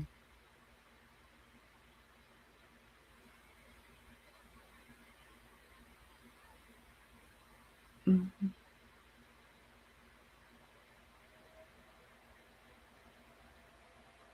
And you're saying I'm in Kentwood. Okay. I don't have an Embrilliance workbook. Are you? I don't have an Embrilliance workbook. So Faker, you are in New Orleans. Okay, come on down to the bayou. And Faker said I was using the seam ripper wrong for years. Yeah, I've done that too. I've done that too. Um, yeah, you're only an hour away, so I guess I will be seeing you there, which is cool. That's good. Um, I was in New Orleans last year in September. First time in New Orleans. I had a nice time. I enjoyed it. I have to be honest about it. I was a little disappointed. I wanted beignets, which I got, but one place I went, the beignet was really good. One place I went, the beignet was like what? And the same thing happened with the gumbo. I went one place and had gumbo. I don't remember where I went, so don't ask me where you went. What we I know we were for the gumbo thing. We were down on Bourbon. Is it Bourbon Street? Beale Street, Bourbon Street. We were Bourbon Street. We were down there, and we went and ate somewhere in that vicinity, not necessarily on the street, but somewhere on that in that vicinity. I'm pretty sure where it was.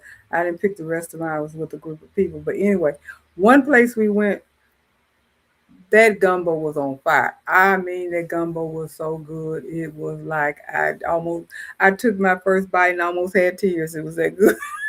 I said, oh my goodness. I had a combo. I had gumbo, jambalaya, and etouffee. And I could have just done the whole gumbo because the jambalaya and the etouffee, it wasn't all that good. But that gumbo was good.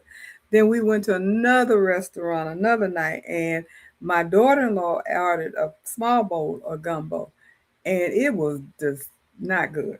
Mm-mm, it was not good. I was so disappointed. I said, "How in the world can you be in New Orleans and not have good gumbo?" That did not make sense to me. How could you be in New Orleans and not have good beignets? I was disappointed. And then I found out that the coffee is not my coffee. I can't do that chicory. That ain't for me. But I did enjoy myself, and I do want to go back at some point again. Sean said cafe beignet is her favorite beignet. Okay. Okay, so you surprised Sean. You surprised your mom and flew from Chicago to New Orleans. All righty,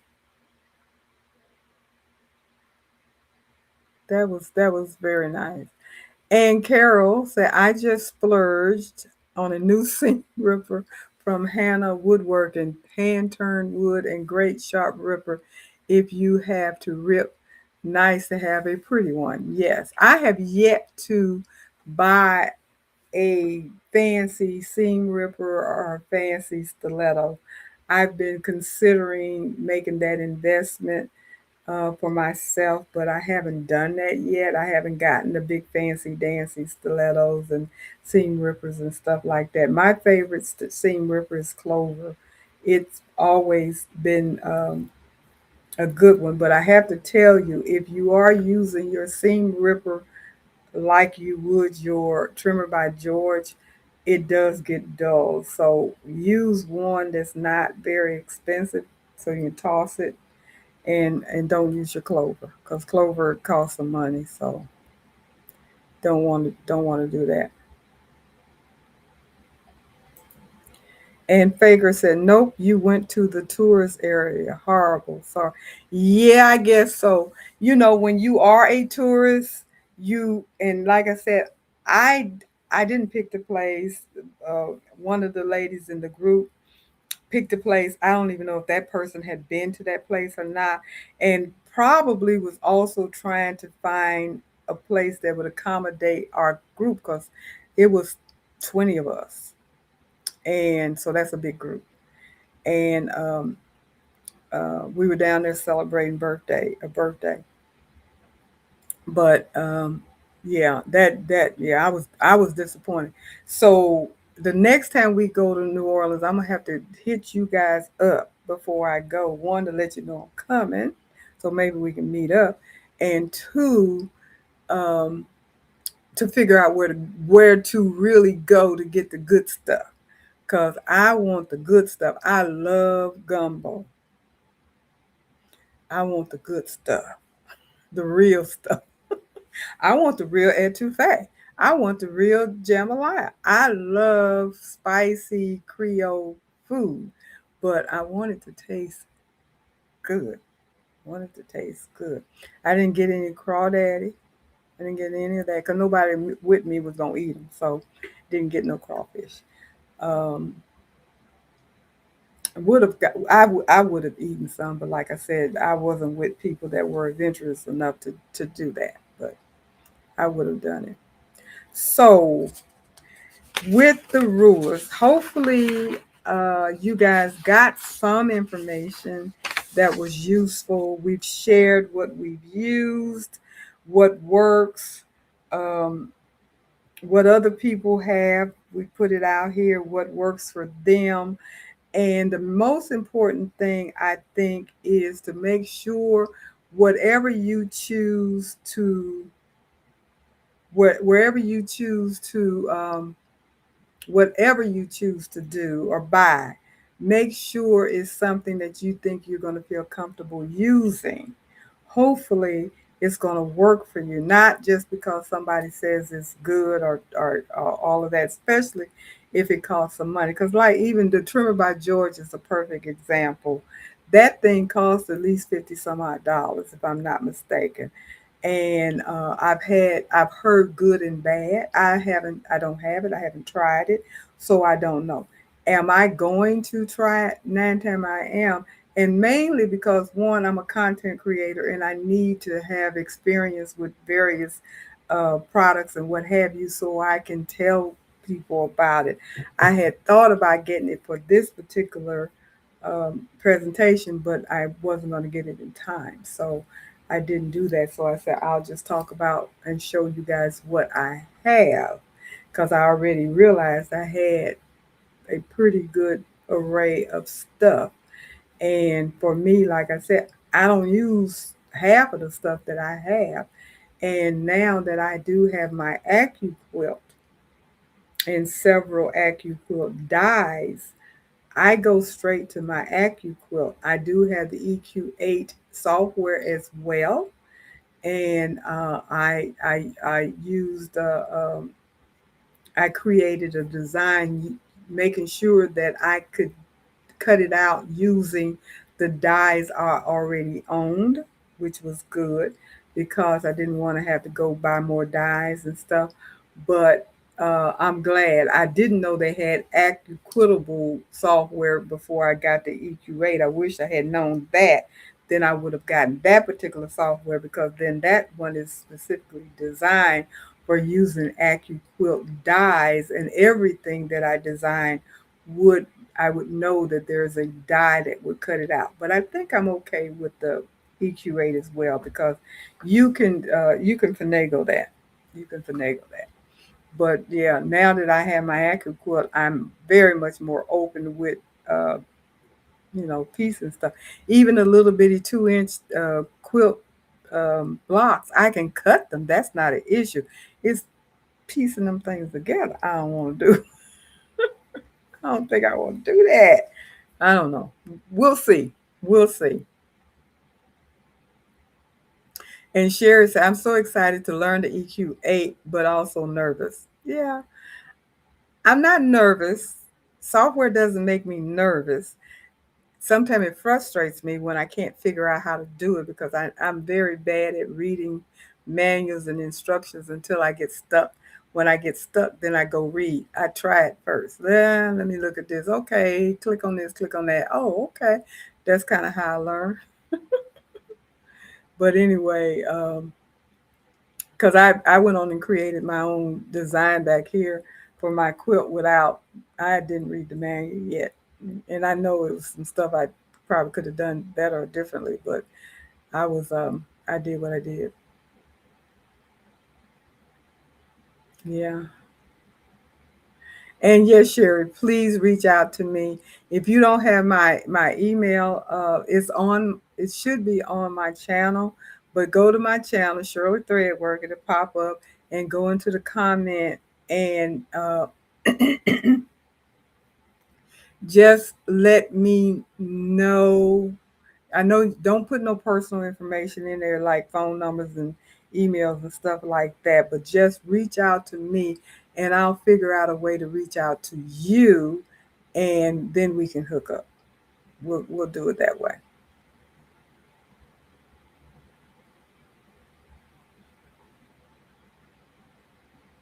What? I'm not from AccuCook came out with new strip dies where you can cut 12 layers at a time and a layer of leather. I'm not familiar with that. That's good. That's good to know that. And Pearl says, great information tonight. Great chat. Have a great night and a great rest of your week. And she's saying good night to everybody, which is what I am about to do, because as you guys know, I got to go to work in the morning. Fagers, I'm reorganizing my craft studio space now. Why so many items? I know I found a cord after moving everything around. Mentioning cords, I can't find the cord to my SC 1900, and I got to do this demo. I thought it was all together. That's why I got it sitting on my table behind me. I was pulling it out to do the demo and stuff. Got everything except for the doggone electric cord. It's got to be in a drawer somewhere. So that's what I will be working on tomorrow. So, with all of that being said, thank you guys for riding along with me. I appreciate it. Um, next week, we're going to be talking about craft tools we love, but we don't fully understand how to use them or what they're for, something along that line. So think about what you have in your sewing room that you bought a craft tool. It doesn't have to be quilting, it doesn't have to be embroidery, but some craft tool that you bought, and you don't, because I know I have a few, don't know how to use it, can't probably remember what it's for, and it's just lying around collecting dust, and maybe we can help each other out and figure out, oh, that I got one of those, and this is how you use it. So that's what we'll be talking about next week. So you guys have a great rest of your week. Thank you for stopping by. Don't forget to give me a thumbs up, notification bell, so you know when I'm going to come back on. I come on every Tuesday. And also subscribe if you have not done that yet. Do appreciate it, and thank you so much. Good night, and good night.